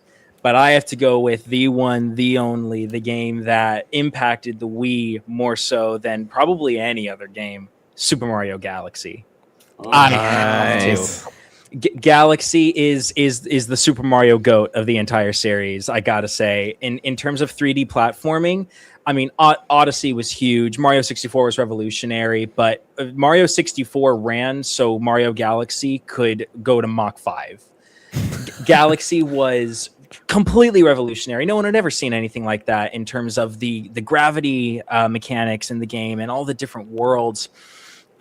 It seems that in recent times, and I might just be off my gourd here just a little bit, but in recent times, a lot of franchises, especially Mario, have been too afraid to really branch out. Like when you think about Mario Kart and the tracks of today, they're not as interestingly thematic as Mario Karts of before. Like Choco Mountain, a Mario Kart track that has been in multiple Mario Kart games. Unless it was a remake of a past track, a lot of the Mario Kart tracks is, oh, what if Toad had a factory? Or what if Cheep had a beach? Or what if Mario character had Mario thing? But they didn't go crazy like a whole track, just the Wild Wild West with a train. It's not, Bowser's Saloon. It's not anything like that. It's just a crazy thematic thing. And I think Mario Galaxy did that very well with galaxies that had different themes, like the Honeybee Galaxy. There's just bees. There's bees. They fly. There's a bee? There's a bee? Give Mario a bee suit. He'll fly around. And I feel like that doesn't happen often today. Odyssey did do it well with New Donk City. And that was a really good example of, it's just a city. It's not like a crazy Mario'd city. It is actually just straight up NYC, just placed in Mario. And I like that. I like that thematic. And so we got that a lot with Mario Galaxy. On top of, there are just so many galaxies to explore. The game is so expansive. And yeah, it's amazing. It's got to be in my replays. I love this pick. It's a really good one. A lot of cool comments in the chat about it. Yeah. And it gave us Rosalina. There you go. Galaxy ain't Super Paper Mario, but I'm with Caleb. I mean, come on, it gave us Rosalina. I will say this. I've seen lots of games through. I've never played Galaxy. And it's not, again, all the games mentioned today are not games that I'm like anti-playing. It's just I didn't have an opportunity. And when the new movie came out, I was so like kind of bummed or upset because I was like, dang, they're picking a game I haven't got a chance to play. I need to go buy it so I can play it or whatever. So I did watch a whole bunch of gameplay. I know the mechanics. I know the idea. I love the jumping from planets to planets and all that. It's a really cool, innovative game. But unfortunately, I haven't played too much of this one. I wish I have. And I have a Wii. I just don't know why I never picked this up. But Mario Galaxy, good pick. I mean, it's actually a great pick. So this game gives me nostalgia vibes. I never actually owned this game, but it gives me the vibes of when I used to walk into GameStop and they'd have game demos you could play. And for the longest time, Super Mario Galaxy was one of those games. I would love walking into GameStop. One of those, like, walking up to the kiosk and I probably have played it a few times on something like that. But I used to love walking up to GameStop and just playing this game for a little bit and picking up where someone else left off in the demo. It was always fun. Mm-hmm. Really, really cool pick. Really, really cool pick. Man, 25 of you in the chat. I hope you guys have hit the like button. That is the most important thing to get to get it out once we hit in stream. But and by the way, the record is 47. So invite your friends over. Come tell them to come hang out with us for a little bit. We've got a little bit of time left. I'll jump into mine. All right, Andy, do you want to talk about Galaxy? Aaron? No, I think it's a great pick. I think everything we said, the mechanics. To your point about the movie, though, I do love that they still. It was Galaxy, but there was enough of other games to still appease the unks and the audience. Yeah. So I'm going to jump in and I'm going to say this. Prime was in here kind of saying, hey, are we talking consoles? I said, hold on a little bit, maybe. Here's the thing. You talked about Mario Galaxy, Mario Odyssey, Mario. You got to go back to the original Mario. Come on now. To really get it down. And here's the thing. Nice. I'm picking this game for multiple reasons. It's an okay game. It's one of the games that launched speedrunning. I mean, I love watching speedrunners speedrun this game. The video of, and this is like a sidetrack, but the video of people like setting it up to do it by a computer to try and get as fast as you possibly can, and then like the actual speedrun guy is only like within a second of that. They're like, it's almost impossible to get any faster. This game has got that kind of vibe. But the reason I'm picking it today is multiple things, right? You talk about memories. I'm probably going to talk about this memory later, but I had an Atari, but this is what made me fall in love with video games. I can remember 1985. I would have been 7, probably going on 8 years old. Christmas, 64. I got the Nintendo Entertainment Center under the tree, and this is the game that comes with it, right? And whether it's Duck Hunt or it's the regular Mario, playing this is just phenomenal. And here's the thing: without this game, none of this other stuff really launches. I remember just learning. I have one of the strategy guides for this, right? The original Nintendo Power. It was one of the short ones, and it is shredded. Like I can barely keep it together with tape by just going through and trying to learn every secret, every little thing of every single level. The 1,000 free lives on the level where you stay hitting the turtle, and then that mechanic becomes something that goes on for years, right? But learning how to beat round 8. I was watching a video the other day. It was Retro Rick and a few other guys. They were visiting somebody's game collection, and they were hanging out. And the guys that are normally on their show were in the background playing this. And he was on level 8, and he couldn't figure out how to beat level 8. I remember playing so many times trying to beat level 8, and you have to go through the little maze the right way in order to get to Bowser. And that wasn't a thing back then that you would have thought of. You would have just kept scrolling and be like, why? When do we get to the end? What is going on? You would have not figured this out. Nowadays, it's like, oh, there has to be some kind of secret mechanic. The very first time playing this, I don't know how many times we played level 8-4 before you figured it out. And then, it's just that kind of game for us. But launching out everything. This is why Zelda wasn't number 2, Andy, because I had to put in, for me, what launched my love of video games. So there you go. It's fair. Very solid pick. Yeah, this is a great one. I missed half of what you said because my internet kicked me out. But this is a great game for sure. Back in the 1900s. Yeah, that's what I was saying. To fire up my dial-up modem again. Sorry about that. Maybe Caleb By the way, Caleb, do you like Donkey Kong Bonanza? You play Switch too, right? I actually do have Donkey Kong Bonanza. I haven't gotten too far into it, but I am in the middle of playing Bonanza right now, and I enjoy it a lot. It's a good 3D. I think Andy would love that game. I mean, as Super Mario 64 goes, I think it's got a lot to love. It has the ability to play as DK, which you don't often get to do. The controls are really fun. If you have a Switch and you like the motion controls, you can slam into rock formations and do stuff. So it's been fun. I've been having a lot of fun with it. Nice. All right, well, we can jump in to yours, Andy. Your link. Go ahead. Yeah, this is probably Kirk's favorite game, or at least a game that he's really good at. What? Similar to my previous pick.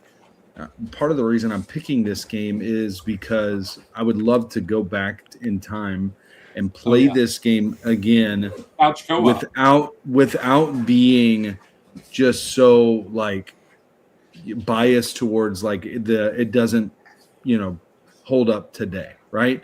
But at the time, what we were experiencing was something totally different, was something just groundbreaking. And I'm going to the game that I think walked so that my Rosie could run, Halo could run. And I'm going with the best pause music in the entire video game, just history. I'm going with GoldenEye 007 for 64. This game. Now, again, does it hold up today? No, it doesn't. But I think that's why it fits in this one today. I say, does it hold up? I'll still play it today and have a ton of fun with it. Is it clunky? Are the graphics totally outdated? Absolutely. But what we were playing in like 1998, 99, whatever year it was, at this 97, I think maybe it came out.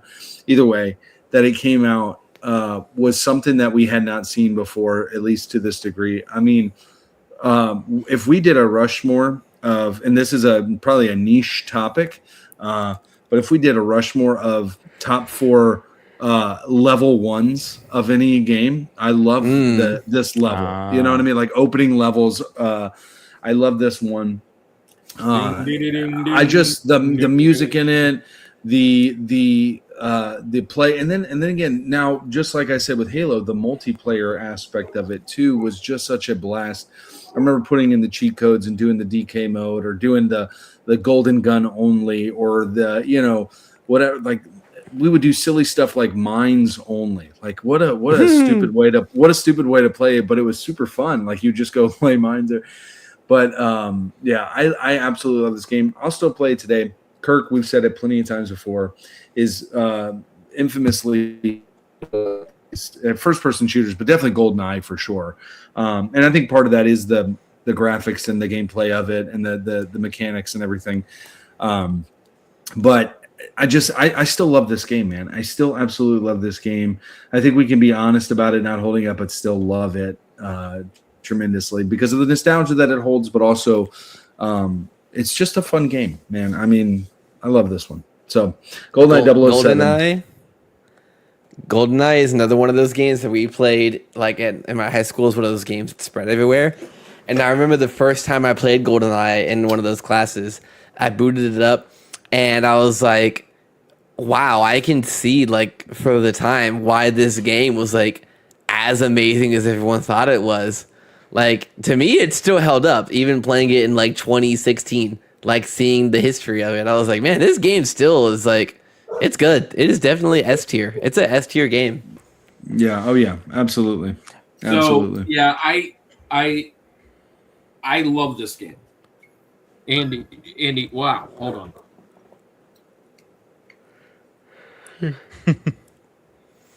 GoldenEye is a really good game. The little that I was able to play it, it was so jarring going from a world where you look, you move, and to the weird control scheme of GoldenEye where it's like you move forward and back, but then look left and right, and then you like look up and down and then move left and right with this. It was a really, really weird control scheme to get used to. It's how I understood that the Southpaw control scheme for a lot of console games existed. It's because of GoldenEye, and I think that honestly that speaks to the impact that GoldenEye had on gaming. That games had entire control schemes that you could switch to just to allow people who were used to GoldenEye to play that game. Like I want to say Halo had that, and other games of that nature. So GoldenEye is very, very good, and it does hold up. But for my hands, I can't do it. I can't handle it. It's out of my wheelhouse. So I'm sorry. I guess my dog got out or something. They were yelling. I love GoldenEye. It's a core memory. Might even talk about that later. Come back. But I'm just terrible at first-person shooters. That's what happened when he clicked out. I don't know if y'all heard that, but first-person shooters, I'm just not good. Maybe because of that whole control thing you're talking about, but I'm not good at most of them. I would much rather a third-person shooter, but first-person shooter, I'm usually doing this number here and doing it. Andy and I, and you guys, I mean, y'all were playing like Overwatch and Fortnite and all that other stuff. I'm just not good at all of those. I'm just not good at all of those, like melee games, that type of stuff, battle royale. But what I will say is, the Halos, the Metroid Primes, I played all those back in the day. Metal Gear Solid was mentioned. I love them, but I'm just not great at them, right? And so Andy and I played this when he first got the 64, and for like 40 minutes we're playing, and for the majority of the time he's like right behind me, and I'm like, all I can see is mountain, and I'm like, bro, I see you looking at me, and I cannot turn my guy around. And I'm like, he will not turn around, and he's like, I'm just like, my hands just don't do it, like you said, Caleb. I'm not good at it. That's amazing. The two joystick things where one goes up, where like one controls the head and the view, and the other one controls the walking. I'm just not good at it. I'm just not. And so I kind of avoid most of those. Mm-hmm. It is an S tier game, especially the impact. And Andy, you mentioned Halo guy is going to be at this year. We've been at several different conventions where the pause music guy has been there for at the convention. So yeah, we love him. So anyways, all right. Is it my turn? It is. It's nope. I think so. Number. Oh no. Well, it's number one. Going to George's now. Yeah. Yeah. So it's Aaron's me. turn. Yep. All right, number one on the list. Aaron, what you got? All right. So this game, oh boy, do I love this game. Oh, listen, like I said, I was struggling between Skyrim and this game. So this game holds a very special place in my heart.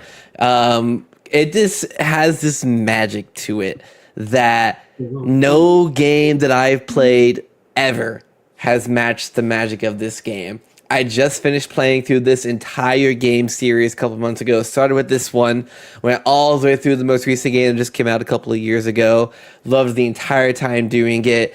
And this game, kind of like other games, when you go back and play it, it feels kind of clunky a little bit at times.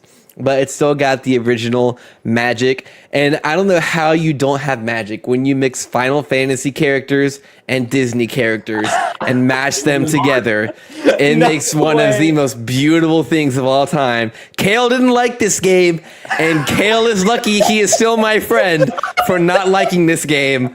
And he trashed on in this stream. And how dare you trash on Kingdom Hearts, Caleb? This is the greatest game I've ever played, and if I could erase it from my memory and start from the beginning, I would fall in love with it all over again every single time. Yeah. Wow. Yeah. Wow. I'm in that number. As you should. Okay, hold on. I think I need to. You have no excuses, Kale. No. Listen. You gotta hear me out here. You gotta hear me out. Boss, please, you gotta hear me out. I just finished Kingdom Hearts 1 for the first time. I played the remix of the first Kingdom Hearts game. on the 1.5 remix. I enjoyed my time. I thought the game was a little slow at times, but I will say it took me years to finish it because I kept putting it down and picking it back up. So maybe that's my fault. But let me clear this up. It's not Kingdom Hearts that I hate. It's Chain of Memories, specifically Re-Chain of Memories. That game is dog water. That game sucks. I don't know who had the idea to take a Game Boy game that had purely card-based combat and put you in a 3D space. So not only do you have to use the cards, but you have to like dodge attacks and then put yourself in places where you can use attacks. And then your card has to be a higher number than other people's cards. I am not kidding when I say I'm a pretty patient man. I am a patient man. I will play bad games. I've played a couple bad games to 100% completion just out of spite. That is a game I put down after a couple hours, and I refuse to play that game. There's no way. Hours. There's no way I would have made an hour into a game. You're explaining what I would think hell would be like, and it's a 3D version of a card game. Yes, it was. I will give you credit. This game is hard. Chain of Memories is a very hard game to play. The whole Kingdom Hearts community agrees this game is not done very well. But the story of the game is so good that for me it was worth playing Chain of Memories, even though I hated every minute of it because the gameplay is awful. I sat through a 6-hour movie on YouTube of all the cutscenes because I wanted to know the story. I would have rather sat through that, which I did, front to back, than play that game again. A single minute. So there's a lot of stuff going on here. So yes, Kingdom Hearts, yes, definitely in my top 3. Second one is my fave. Fight. Though I've not played these games, I know they're beloved. I tried it, just can't get into it. Caleb's right.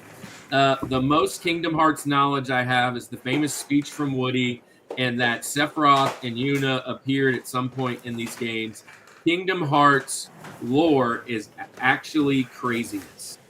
Yeah. I've got the spread. I can't even show you fully the spread. I have the spread. I only love these games. These games are the greatest thing to ever exist. Despite the fact that there's time travel in these games, and almost every character is either the main character or the main villain in some way. You know what I will say about these games? There is no reason that these games should be as hard as they are at times. You're correct. Yes. There are some things in this game. I mean, it's Disney, right? So it shouldn't be.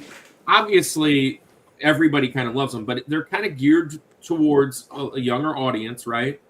But like Ursula is insufferable at times. Awful. Terrible. Yeah. So anyways, it is a really hard game at times. I do love them. I love how they mix the two genres. Good stuff. Andy probably would have never heard of Kingdom Hearts. Speaking of Kingdom Hearts, Aaron,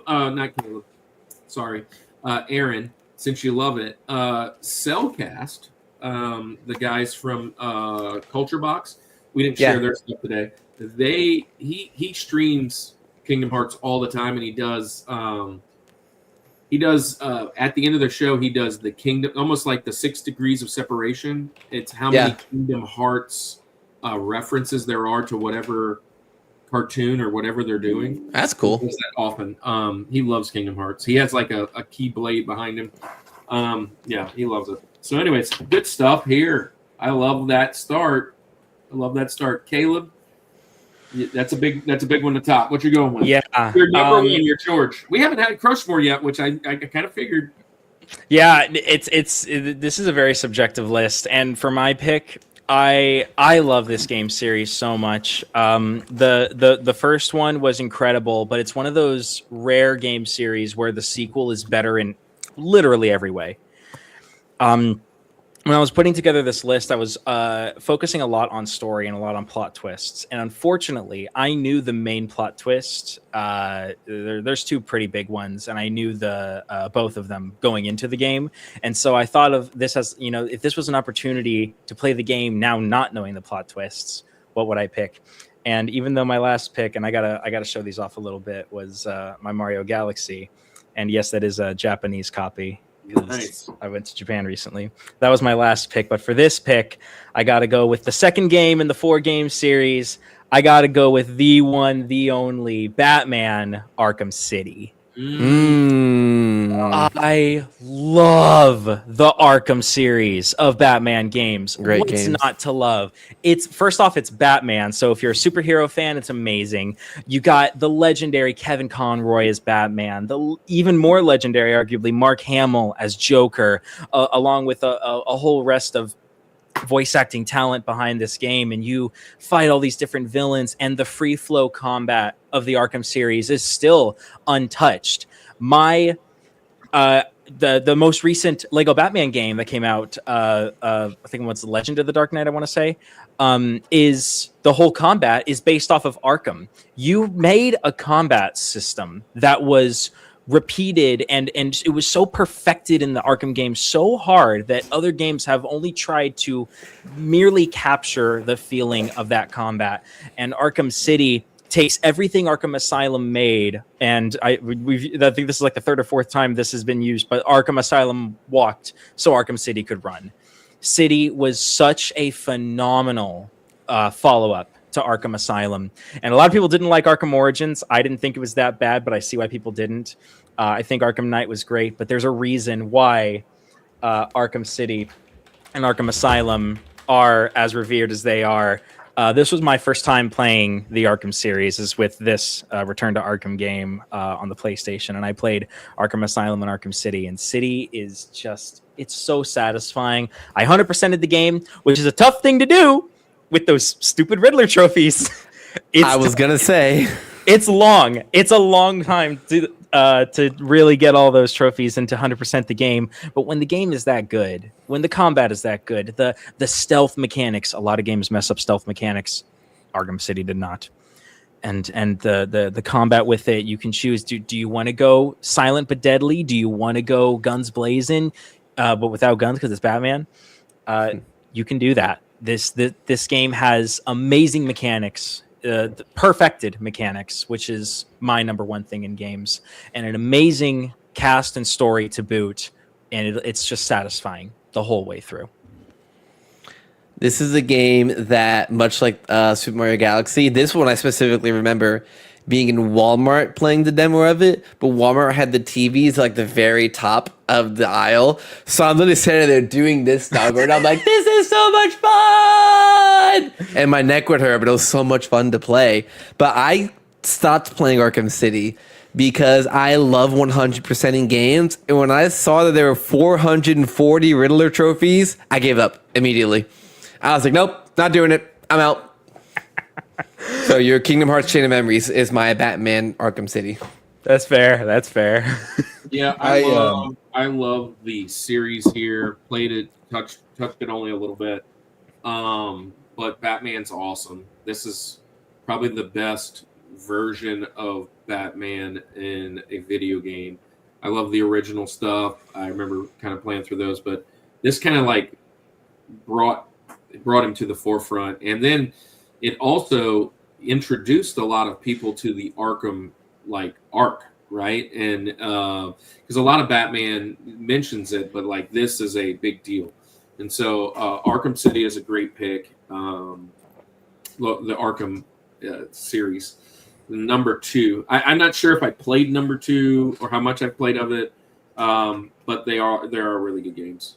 They're really good games. Andy, you're an Arkham guy? You're not? Well, no. So I mean, it's just newer games, and not anything against Batman or anything. But it was just a game I missed out on. My Brett, was in my band, who's going to be on the show when we talk music. He had Arkham Asylum, I believe. So I remember playing that a little bit, at his, when we were in college. I think we were in college at the time, and at his apartment, and it was super fun. So I've always loved Batman.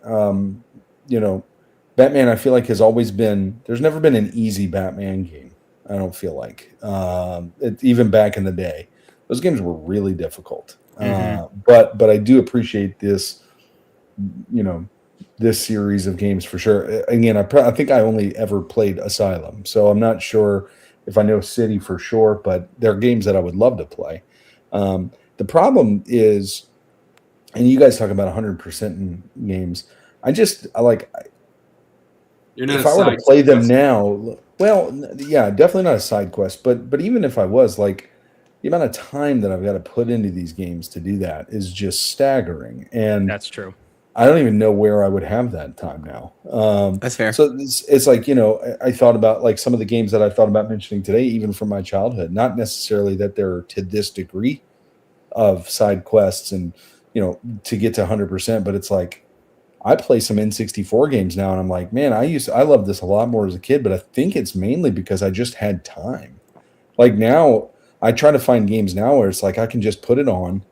I can spend, maybe what game can I throw in for 30 minutes and enjoy it? And a lot of these games, I can't do that now. But but I do love this. I do appreciate this game. I think it's a great game. It's a great, Batman. What else can you say? Yeah, he's Batman. Batman is what you could say. Arkham City's my number one. I watched my brother play all the Arkham games, and he introduced me to them, and they are very special to me. Arkham City was the first game I completed all by myself as a kid, and the first game is 100% cleared. That is quite the first. I'm very shocked at that. It's also like we've already said, it's a very long game to do 100%. So that's dedication right there for it being your first. Yeah. I'm going to talk a little bit about 100% later, but not this time because I don't know that I've ever 100% this game. My next one, my George. Andy, you can kind of know where I'm going, Andy, but that's okay. I know where you're going. Yeah. I've been rocking it all night. Call of Duty. I've been rocking it all night. Final Fantasy VII. Nice. Nice, man. Final Fantasy VII. Great game. There he is, man. So, which this came from some friends of ours. They made it at the convention that we're going to this week. Final Fantasy VII, the whole Final Fantasy series, top notch. That's the George series for me. Zelda's right behind it. Zelda's the Link. I had to pick at least one. Which one do I want to pick? One, right? You pick one. It was my first introduction. Kind of already mentioned that many times. 2, Kevin. 3, whatever. 6 didn't play till later. This to me was the eye moments, right? The what is happening? Like when you pull off the different summons.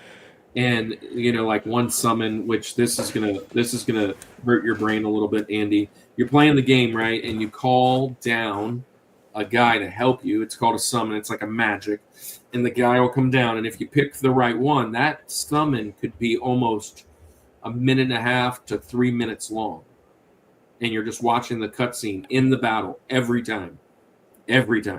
And the first time you see some of these, you're like, what? And you just keep wanting to do it, and you keep wanting to play it. The game has not lived up for all these years, and that's why they remastered it. And the remaster is amazing as well. But it's just because of the graphics. The graphics in this particular game are very blocky, much like Nintendo 64. It's just the story's great. Sephiroth is a great enemy. The music is phenomenal. There's twists. Seeing Aerith pass away for the first time again would be amazing. I remember like my jaw just been like, wait, is this for real? Like, so one of the main characters, like literally at the halfway point, gets killed. And like, wait, is the game almost over? Like, what's happening? No, you're only like halfway. And that's a big deal. Just all the different side quests. It's a masterpiece. It's a great game. 7. Hey, I wonder if 7 and X are your favorites of them all, Kirk. X is on the Rushmore. If I'm going to do the Rushmore of Final Fantasies, it's probably 7, X. Let's see, 7, X, 6, and 1. I don't know in that order, but yeah, 7, 6, X, 1. Yeah, that's probably my favorites. But I love almost all of them. Would you put 6 before 7? Okay, there it is. All right, we had to do it. We had to do it. Listen, Final Fantasy VII was such a good game when they decided to remaster it. They were like, we're not just going to remaster it. It's 3 parts, right? They split it into 3 parts to remaster this game recently. That's kind of crazy. Probably because it's 3 discs long. Yeah. And you play it so long, you have to put in another disc and then another disc. That's crazy. That's at that point, just don't count me out. You're not a multi-discer, Andy? I love Andy's top media, game is going to be like Fruit Ninja or something. Just wait. Angry wait. Birds. Come on, man. Listen, I remember I'm an unk though, so you're right. Is there a Wayne's World Probably game? the duck shooting game. There is a Wayne's World game. It would not be on my list though, because it's really difficult. It's going to be a 64 game. No, it won't. It will not be a 64 game. But I've said all I need to about your Final Fantasy VII. I don't know who else wants to talk about it. The fact that it's a Final Fantasy. Listen, the fact that the title is Final Fantasy and we're already to the 7th one, and then in the 7th one we have 3 discs. Like you're a liar is all you are. It's not the Final Fantasy. It's never the Final Fantasy. The 7th one. The first disc of the 7th Final Fantasy isn't even the final disc. The fun thing is there's been 16 mainline ones, and there's been about 15 others. So, and then if you count Kingdom Hearts, which is basically that's as bad as Final Fantasy. Yeah, that's as bad as Kiss's farewell tours. They've had farewell tours since 1998. AI viewers, streamboo.com. Woo! Thanks for coming and doing. I love spam. Love spam. Spam. Streamboo.com, everybody. Hey, if you need AI viewers, that's where you go. We're not sponsored by Continuous Shut J, Continuous Hut J. Yeah, Hut J. But Continuous Shut Up. You smell like that's beef and that's cheese. what I'm You talking sit about. on the throne of lies. Thanks, Name Will. that movie. Name that movie. Elf. Home Alone. Elf. There you go. You sit on a throne of lies. All right, Andy. I think it's you. All right, I am in my George for one. We're gonna go real unk status, and we're gonna say whack-a-mole. No, I'm just kidding. It's not. It's not gonna be This is that. the last opportunity for you to hit the crush point. Hit it. Volleyball. And I won't. I won't. Yeah, mine is Jax. No, my George. It's Monopoly, isn't it? Well, listen, we've given Mario a lot of love tonight as the greatest video game character. We've given Mario a lot of love, but it's about time where I go to the best video game character of all time, my favorite. If I'm playing this for the first time, listen, I as much as I just talked about not 100%ing this one, not 100%ing games, I 100% this game. I remember finding every secret to this game as a kid and just spending so much time. But if I could go back and redo that all over again, where I was as a kid, I'm going to the Super Nintendo and I'm going to Donkey Kong Country. It's my favorite game. It's my favorite game. I love it. I love how the graphics hold up today for the Super Nintendo's Donkey Kong Country. I just love that whole style of it. And the music, I'm a side-scrolling platformer fanatic. I just that's the game I want. I want a clear beginning and end. But also I found the secret barrels, like the jumping off the ledge and jumping into this one and bash the baddies or whatever. Like find the stars. I love it. But I love Donkey Kong Country 2. I love Donkey Kong Country 3. I love those games. But if I'm going to go back to the original one, the one that started all, I love the minecart levels. I love those levels. And I know people are like, oh, it gives me such anxiety. Grow up and learn how to play it, whatever. I love Donkey Kong Country. I shared it, I think, a week or two ago. Kirk, we did hot takes. And we were talking about Bonanza earlier and how the world freaked out about the redesign of the character. Guys, he's not your character. People can do what they want to. But I digress. I won't get into that one again. I love it. I was bummed in the new Mario movie that there wasn't enough DK for me. But you know, I'm a DK fanatic. Love Donkey Kong. My number one is Donkey Kong Country. I have it on the Super Nintendo right now. I play it all the time. Absolutely love this game. And to go back to being a young Andy, playing this for the first time, discovering all those secrets, getting all the bananas, all of that stuff. And what was cool about it too is that there's enough difficulty to the game that made it, you know, you wanted to keep playing, but it wasn't just impossible. In fact, I would say that some of the bosses are probably a little too easy. Some of the bosses are actually easier than some of the levels for sure. But it made it to where it was like you felt like you can actually accomplish something. And so anyway, I'm going Donkey Kong Country for the Super Nintendo. I wonder what it was like encountering King K. Rool for the very first time. Yeah. One of my Smash mains. I've talked about this game plenty with you. I mean, it's iconic. It wasn't my jam. I'm a Super Nintendo guy. Love Super Nintendo. It's just not one of those games I picked up. Have played it several times. It does hold up. It's a great platformer. I hate the swim. I hate the swimming. I love the swim levels. It's the only underwater level I love. And I think it's the nostalgia. I think it's just the nostalgia is what it is. The controls are a little weird. Like they're different. Like they've been changed over the years as far as how to swim. And so like I guess when I played it, I was just like, man, this is really hard to get that coin. Whatever that freaking thing is that's in there. But anyways, great game. I knew you were going to pick a Donkey Kong when you said this is my favorite game. Honestly, I thought you were going to go the original Donkey Kong because I thought you were going to try and be all love sneaky. that one too. Love that one. But you started saying, yeah, I found all the tips and tricks. I was like, what? You got the hammer? I'm like, what are you talking about? and then it hit me. Donkey Kong Country. Speaking of that, Cannon and I watched Pixels the other day. What a fun movie. Good one. That movie gets a lot of hate for no reason. I liked it. I liked Pixels, doggone it. Eat some popcorn, jam out. Just have a fun time. Yes. Eat some popcorn, jam out. You guys, Donkey Kong. I know you're a Bonanza fan, but going back to Donkey Kong Country.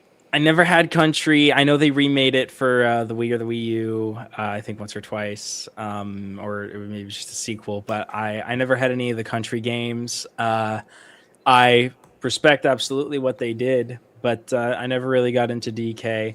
I will say I always hated playing as Donkey Kong for games like Mario Party, because during a lot of the mini games you'd have to like run around with all the people, and Donkey Kong is just this massive behemoth of a character. So I always felt like the smaller characters were always easier to play as. So DK was never in my my top favorites. Yeah. When it comes to Mario Kart too, though, like I would always play as Yoshi is my guy in Mario Kart. But if I'm multiplayer, I'm DK because I wanted the brawn with multiple, because you can just run into people and make them lose, whatever. Sure, but when I'm racing, Yoshi or Toad are my two go-tos. But racing is always Zelda or Link if he's available. If not, it's probably Yoshi. I don't like the heavy slow guys. Usually. Me either. I'm a Toad guy. Toad's a great pick. But yeah, Toad is smart. But in multiplayer, I need brute force in multiplayer. Fair enough. Racing, All right, well, that's the end of our first round, and we've only gone 2.5 hours already. That's fun. And I warned Taylor, I was like, it's as much as we talk. Yeah, we're talking a lot today. So welcome in, guys. Let's hurry up and get into this. Come on. Here.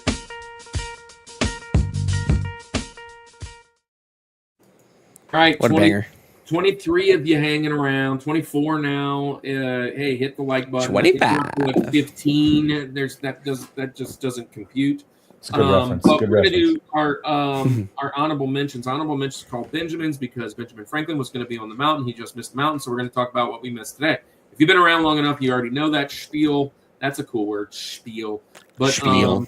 yeah, it's serpentine drafts. Speaking of serpentine drafts, Debo Samuel just went back to the Niners. That sucks. But anyways, let's do this. So it's Aaron, Caleb, me, Andy, then Andy, me, Caleb, Aaron, and so on and so forth for 4 rounds. Here's the catch, which we didn't crush in the first round, which means we will have no Crushmores tonight, which means we will have 8 individual picks for all of us. So 32 specific video games. So what missed your mountain, Aaron? Oh, by the way, this isn't a whole long thing, so it won't be another 2.5 hours. It's just kind of like, here it is. This is why, and we'll move on. Yep. You guys been talking about Nintendo all night. This is a Nintendo game that I love, but not enough to be on my list. Mario Kart Double Dash. I'm a Mario Kart Double Dash guy. Love it. It's a good pick. I think it's a good addition.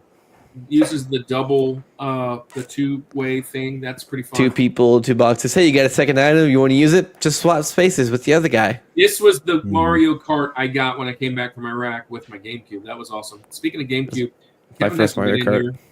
Kevin hasn't been in here. We got modded GameCubes from Kevin, which is awesome. Caleb. So I wanted really badly to put a Telltale-like game in those very choice-based games, and the one that always sticks out to me is Back to the Future, the game. Your choices don't matter at all, but to me, it's Back to the Future 4 because the story is that good, and Back to the Future is my favorite movie of all time. So I'll go Back to the Future game. There's your answer to your question from Iran earlier. Your favorite movie of all time. Oh yeah, Back to the Future. I like it. So far away. There you go. Back to the Future, great series, was on my franchises back in the day when we did that. Marty.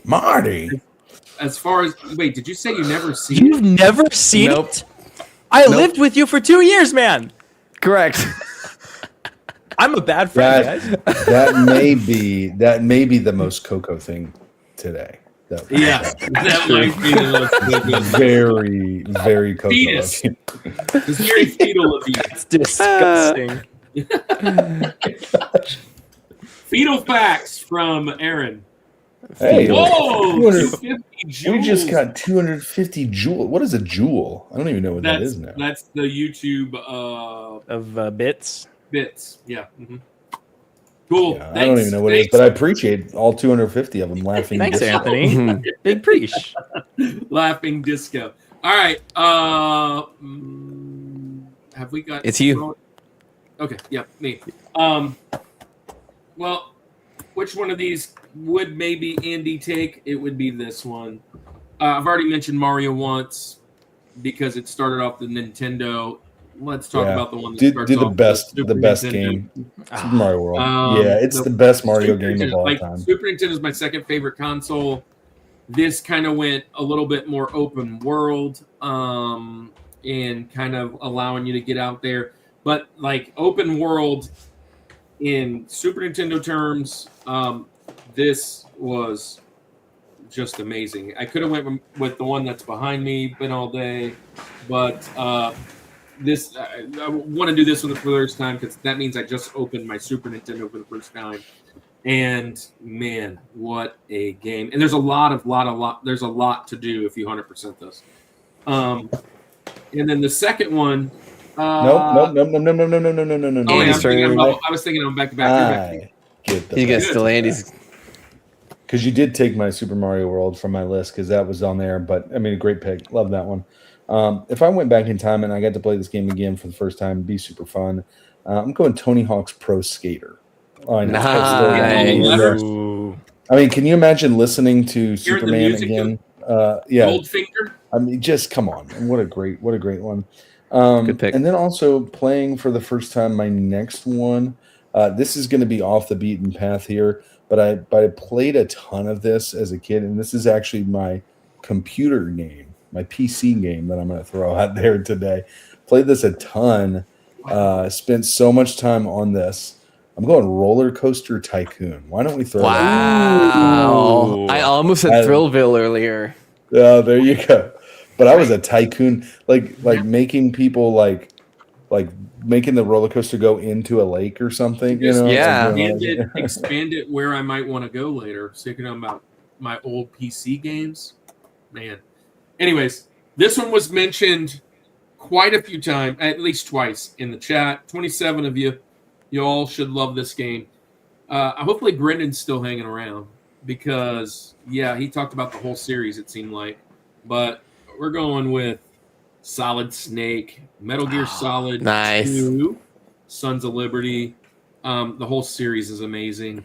This one is – I like 3. I like 1. Iconic games. This is probably my favorite one. But, yeah, Sons of Liberty, Metal Gear Solid 2. Okay. I gotta grab it. It's right over here. Back to you. Easily. Bro, put some socks on.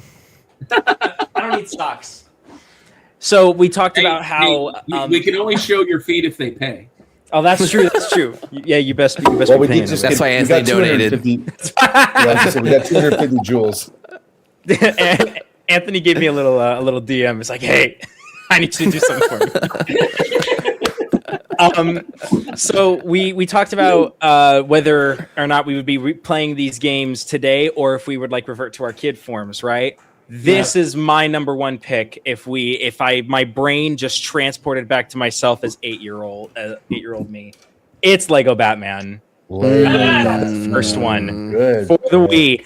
I have so many fun memories with this game. It's amazing. I think it's the first Lego game I ever had. I want to say yes. I want to say it's the first Lego game I ever had. All of the Lego games are fantastic. There had to have been at least one Lego game, right? Oh yeah. It was mentioned in the chat, but I'm glad we actually brought it up tonight. All right, Aaron, you get back-to-back picks. Great. Okay. So first pick, going back, we're doing Kingdom Hearts 2. Same series as earlier, I know. But Kingdom Hearts 2 takes everything about the first one and just makes it a million times better in every single way. I love Kingdom Hearts 2. I love Kingdom Hearts 2. Your next pick is Kingdom Hearts, the next one, right? Or you're just going to continue down It is not Kingdom Hearts 3. I thought about doing that. But my next pick is something no one has talked about at all today. It is a movie-based, or a video game based off of a movie. Me and my two brothers played this all the time growing up. We fought playing this game. I'm going with Lord of the Rings, The Two Towers. Interesting. Lord of the Rings, The Two Towers. You can choose to play as Aragorn, Gimli, or Legolas in every single level. So you'd play every level multiple times to find the different play style in Lord of the Rings, The Two Towers. And it made it for a really fun game. That's a classic. And Anthony says, objection, hearsay. Look, Anthony, you just got to admit to it, man. You got to admit you wanted to see Lord of the Rings. Yeah, I just love everything about Lord of the Rings. Good call. And Lego. All right, Caleb. Just amazing. I got the case down here somewhere, but Aaron actually reminded me of another game that's based off a movie that would not have made the Rushmore, but I forgot about temporarily. It's the original Star Wars Battlefront 2. Ooh, such a good game. I found that game sitting in a tote that my dad had, the PC where it had 7 discs that you needed to download the game. It wasn't enough, Andy. I needed more. It's such a good game. Save some discs for the rest of the people. So many memories. I used to play it modded too. It's just an awesome shooter game. Anyone know Lord of the Rings Conquest? Mm-mm. So, yeah, my next game, it's busting out the seams because, Andy, I've talked about it. It's a branch from my favorite of all time, Final Fantasy. It's not a Final Fantasy game, but it sure could be. I 100% this, Caleb, and made my own strategy guide for it as a kid. This is my strategy guide for it in my 3 pages. of how That belongs in a it has museum. fallen apart. But I'm going with Secret of Mana. Nice. So very first What? time playing through this again would be amazing. They had paper back then, yeah. Kurt's the guy who made He's on papyrus. Stone You don't know Tablets. that? He's the one that's on Spaceship Earth pounding the papyrus. We're going back to Epcot with this one. I mean, look how old that. It's like it's all weathered. Yeah. That's amazing. It really is brown. That's amazing. I love that. That was Game awesome. Genie code, nice. Game Genie, fantastic. So, anyways, back in the day, you didn't have that, and also I always say this. My favorite thing about this, one of my great. Well, I'll probably keep it for memories. I'm gonna keep it for memories. Yeah, because I'll share that memory for sure. Andy, back jacks. Finish off your mountain. Yeah. All right. So, I like to talk about this game as much as I can. Anytime we can bring it up. Love this game. It's kind of I say niche game, but every time I bring it up, people love it. But it felt like a game that like I only knew about when I was a kid growing up, and it'd be a lot of fun to play. Talking about platformers, I'm gonna go Rocket Knight Adventures. Nice. Loved this game growing up. Anyway, tons of fun. My last pick. If I talk about Rocket Knight Adventures a lot, this is the other one that I get talked about. This game has kind of become synonymous with me. And Kirk, Pokemon why not do Yellow. it? Why not end the game today? Pokemon Snap, the best shoot 'em up of all time. We would Wow. play that one again. And here's the reason why. I have it now and I play it and I remember still like how to do like the secrets and stuff, but like figuring that out again as a kid, like how to get Pikachu on the surfboard and how to do all these other different, secret things in there to get Scyther to come out of the grass, right? Like that would be fun too. And it's just a super fun game. I love that. So I'm gonna go with one of my favorite franchises of all time. Nobody spoke on this at all. This 29. We almost back to 30, and it's time to go almost. Hey, thanks for being here. I'm gonna go with. I have the instruction manual here, and I've got actual 2 old passwords on it that I put because here's the thing.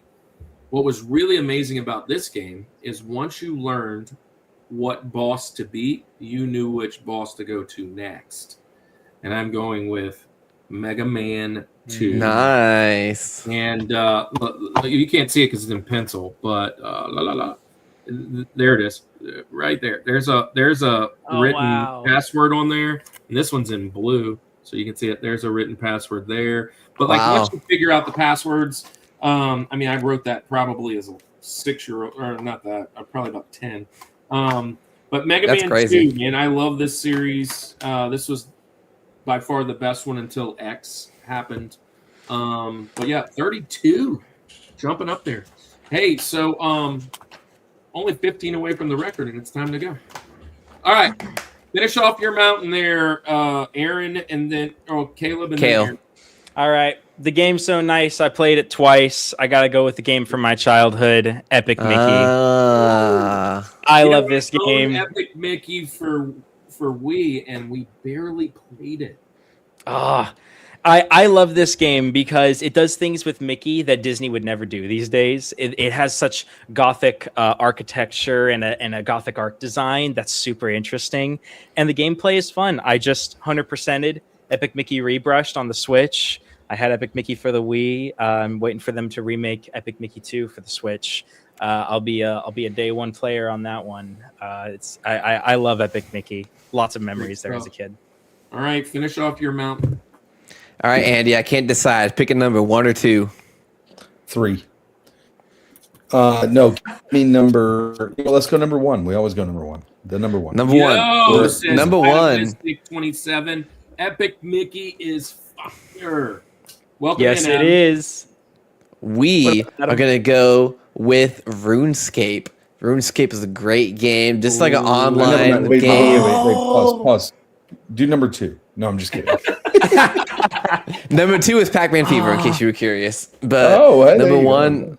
Number 1 was RuneScape. I loved RuneScape. It was so much fun. I used to remember going to like the bank and everyone just had like lines of firewood outside the bank they were making. Great. But What's up, yeah. Caleb? What up, Welcome Adam? in, Adam. Thanks for being here. We're the Rushmore Show. We just go over your top 4 and nothing more. We're talking about video games that you wish you played again for the first time. It's coming towards the end. This is actually the last pick here, RuneScape. And before our last portion. So we do conventions. We go out and we hang out at conventions. You ever see us at a convention or a table, come visit us. You get a chance to spin the wheel and get on the show. Our next convention is actually this weekend. I'm driving in tomorrow I live in the Atlanta area now. I'm driving down to New Orleans area to hang out with Andy, and we're going to Louisiana RetroCon in Gonzales, Louisiana. You come by our table, you'll get the chance to spin the wheel and get on the show. Let's spin the wheel and see where we're at. If it lands on one of the ones we're not going to play, I'll just go to the very next one. Yep. So the next one that we can play is Andy's favorite, Hot Take. I love doing hot takes. Hot take. So drop a hot take. Drop a bar about a video game. Preferably one of the games we talked about, but it doesn't have to be. What is a hot take that you have on the video game industry or video games in general? I'll drop a hot take. I'm here Just for it. because the Yeah, game yeah, has go. better graphics and a longer story doesn't make it a better game. Some of the old stuff just holds up. It's not just nostalgia. If you think about the hardware and the things that they had to work with to do and the type of storytelling that they told with minimal, I think it speaks, volumes. Nowadays, the games are so in depth; they look so real. For instance, Madden, right? Madden, and here's a veteran move for you, Andy. Here's a veteran move that I'm going to pull off in the third round. Madden's a great game, right? But it could be really simple like this and be a whole lot more fun. Super Tech Mobile. I mean, come on. That's a hot take. Y'all got a hot take? I think I have one. Go ahead. Yeah, I'm gonna get a lot of flack for this. Here's a good one. Games are not overpriced. Oh, I'm gonna say it. The $80 games, $70, $80 games, the games are starting to be. It's not overpriced. I tend to agree with you. That one kind of gets me because when I was a kid, and yeah, 1900s, games ranged $50 to $60. Usually they were $55. Yeah. If you look in 1988 at $55, that's $100 and something game nowadays. I mean, and then games to go at 85, it's not that much. See, Anthony over here says it's a terrible take, and it's not. And the one reason the main reason that I have is time. I can go to an escape room and pay minimum $25, $30, upwards of $45 or $50, depending on how good it is, for 1 hour, single hour. 45 at Chick-fil-A the other day. Exactly. And you're telling me that I spend double that for 10, even 20 hours, depending on the game. Some games even way, way longer than that, especially if it's God forbid, an RPG. These games are getting longer, they're getting bigger, and AAA titles are expected to stay at the same $60 that they've been for decades at this point. GTA and I can tell you 6, this, I almost went to Full Sail University to go to school to be a computer animator / video game designer. And the amount it costs to go to those schools to do what they do, they should get paid for it. It's a niche that they don't, that's not out there. I tend to agree, but It is a hot take because you can't go very far on social media without seeing somebody upset about Nintendo. And look, here's hot take: Nintendo is definitely falling off and relying too much on their brand value. I agree with that. Fair. I don't know that I agree, mainly because there is a monopoly, and it's not a single monopoly. It's a 3-horse race, and you're pretty much going to pick one of them. PlayStation just made a big deal with going digital. Yeah. Which, listen, there's another hot take. Just the same as AI, the world changes, dude, and we're going to change with it, and that's the way it's going to be. If you love digital, better go to these conventions and start picking them up. I mean, it's how it is. But I mean, if you're saying Nintendo's fallen off and like Xbox or PlayStation is going to take over, I just disagree. And I don't think there's any new contender in the mix. So once one of these 3 companies or all 3 of these companies quit, it's going to be hard to do the next one. PC is going to be left over at the end of the day. Yeah. Anyways. Andy, I know Andy's got more opinions than. I think, and so I haven't been as up to date with video games, and I've mentioned that, right? But I think that the lack, and we've talked about several of the games that fit in this realm tonight, but I think that the world would be a better place if we re-emphasize couch multiplayers rather than online gaming. I just think that it would be much better. I think that I'm not saying it's a hot take. I mean, maybe a lot of people agree with it, but I think the world would be. I think it would bring people more together. I think that when we think we have the convenience, and it's like this for anything, right? When we talk about Zoom meetings, and what we're doing right now, I mean, all of this is convenient. We couldn't all get in the same room together. I love what it does do for it, but there's something about being in the same room, being on the same couch, watching people's screen to see where they're at in a multiplayer level or something. And there's something about that. I mean, doing a racing game with each other, right? I think that part of what and I will get off of my soapbox here in just a second, but I think that part of the online gaming world, and Aaron, I know you do some online game. Many of you guys do the online gaming and things like that. I think that distance brings out. I don't know. Did I just cut out? No, you're still here. Nope, you're good. We're listening. He might. Now he did. Oh, now. Are we Oh, here? hello. You're back. You were fine until you said it. All right. Yeah. All right. So, all right. I'm here.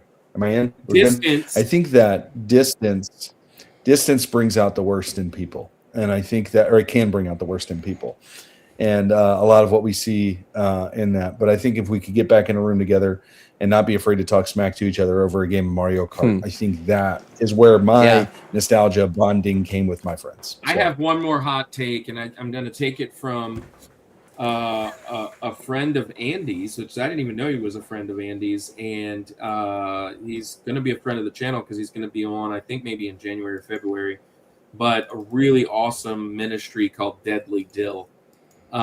He did a short yesterday or the day before where somebody was on his channel and said, "Stop talking about Jesus and just play the video game."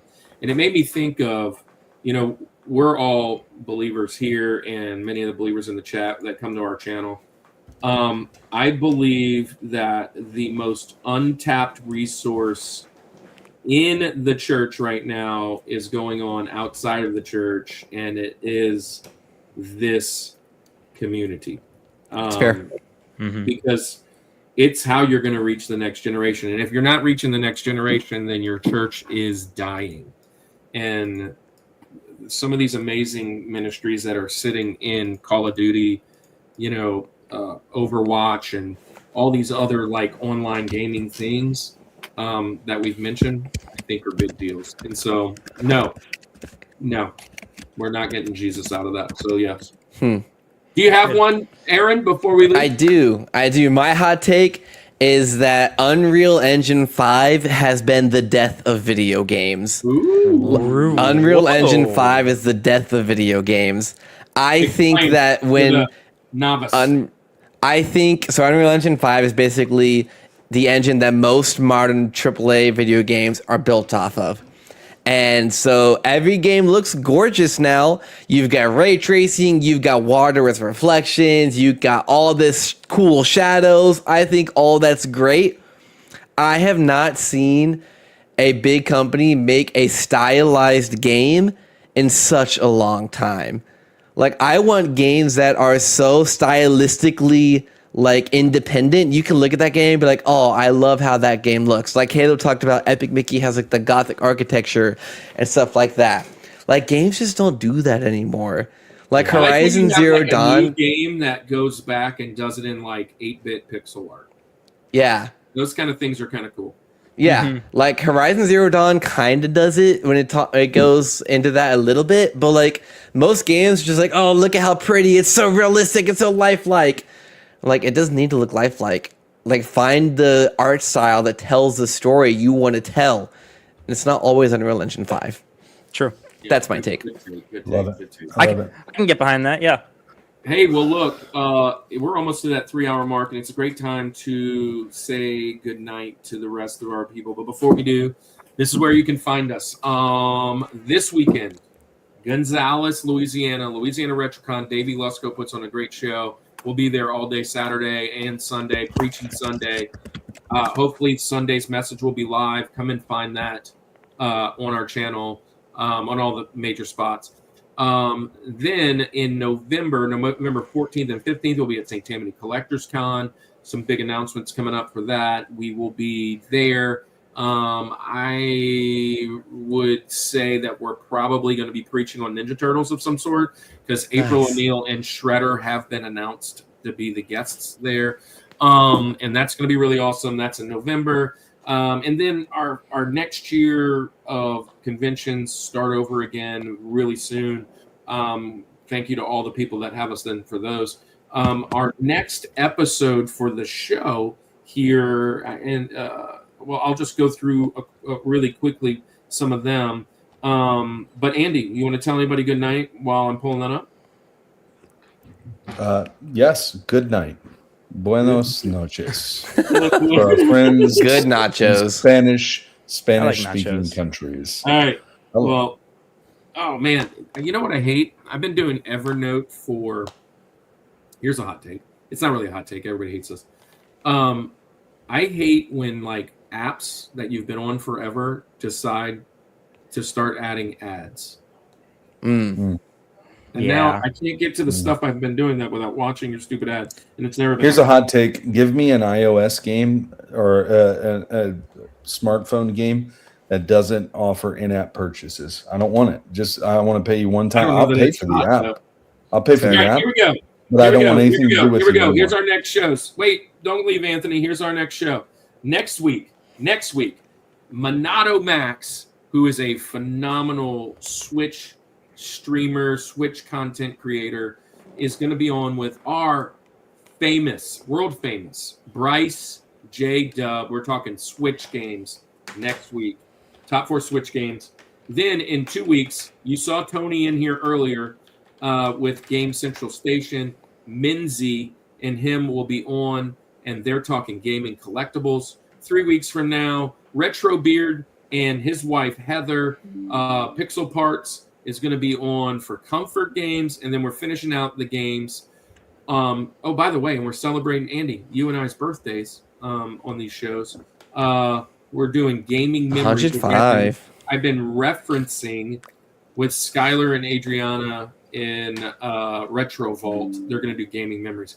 That's coming up. So I heard I heard something from the fetuses. I don't know. What happened? The Cocos. Crazy. Hey, thanks everybody in the chat, all 27 of you. But before you go, Caleb, tell everybody where they can find you. And then Aaron, be prepared. You're going to tell everybody where they can find you. You can find me on Twitch, the once in a blue moon that I decide to stream at Kale Games. You can see it right here on my thing. I stream mostly at night. I like to stream Overwatch, some Portal stuff, and that's the main place they can find me. Yeah, cool, awesome. And Aaron, where can they find you? You can find me at twitch.tv/Aaron_JAG. If you want to see it, there it is. It's right there. You know, I try my hardest. But you want to come ask your Bible questions, talk about Jesus, play some video games, we'll maybe laugh a little bit. That's it. Love it. Hey, Andy, where can they find you? At Louisiana RetroCon in Gonzales, Louisiana this weekend. Yes. You can find me there. Andy, tell everybody buenas noches. Let's say good night. Caleb, Aaron, thank you for joining us. Everybody in the chat, thanks for hanging out tonight. But it's time to say good night like we always do. This is the Rushmore Show, where it's all about your top four. Top four. And nothing more. That's right. Nothing more.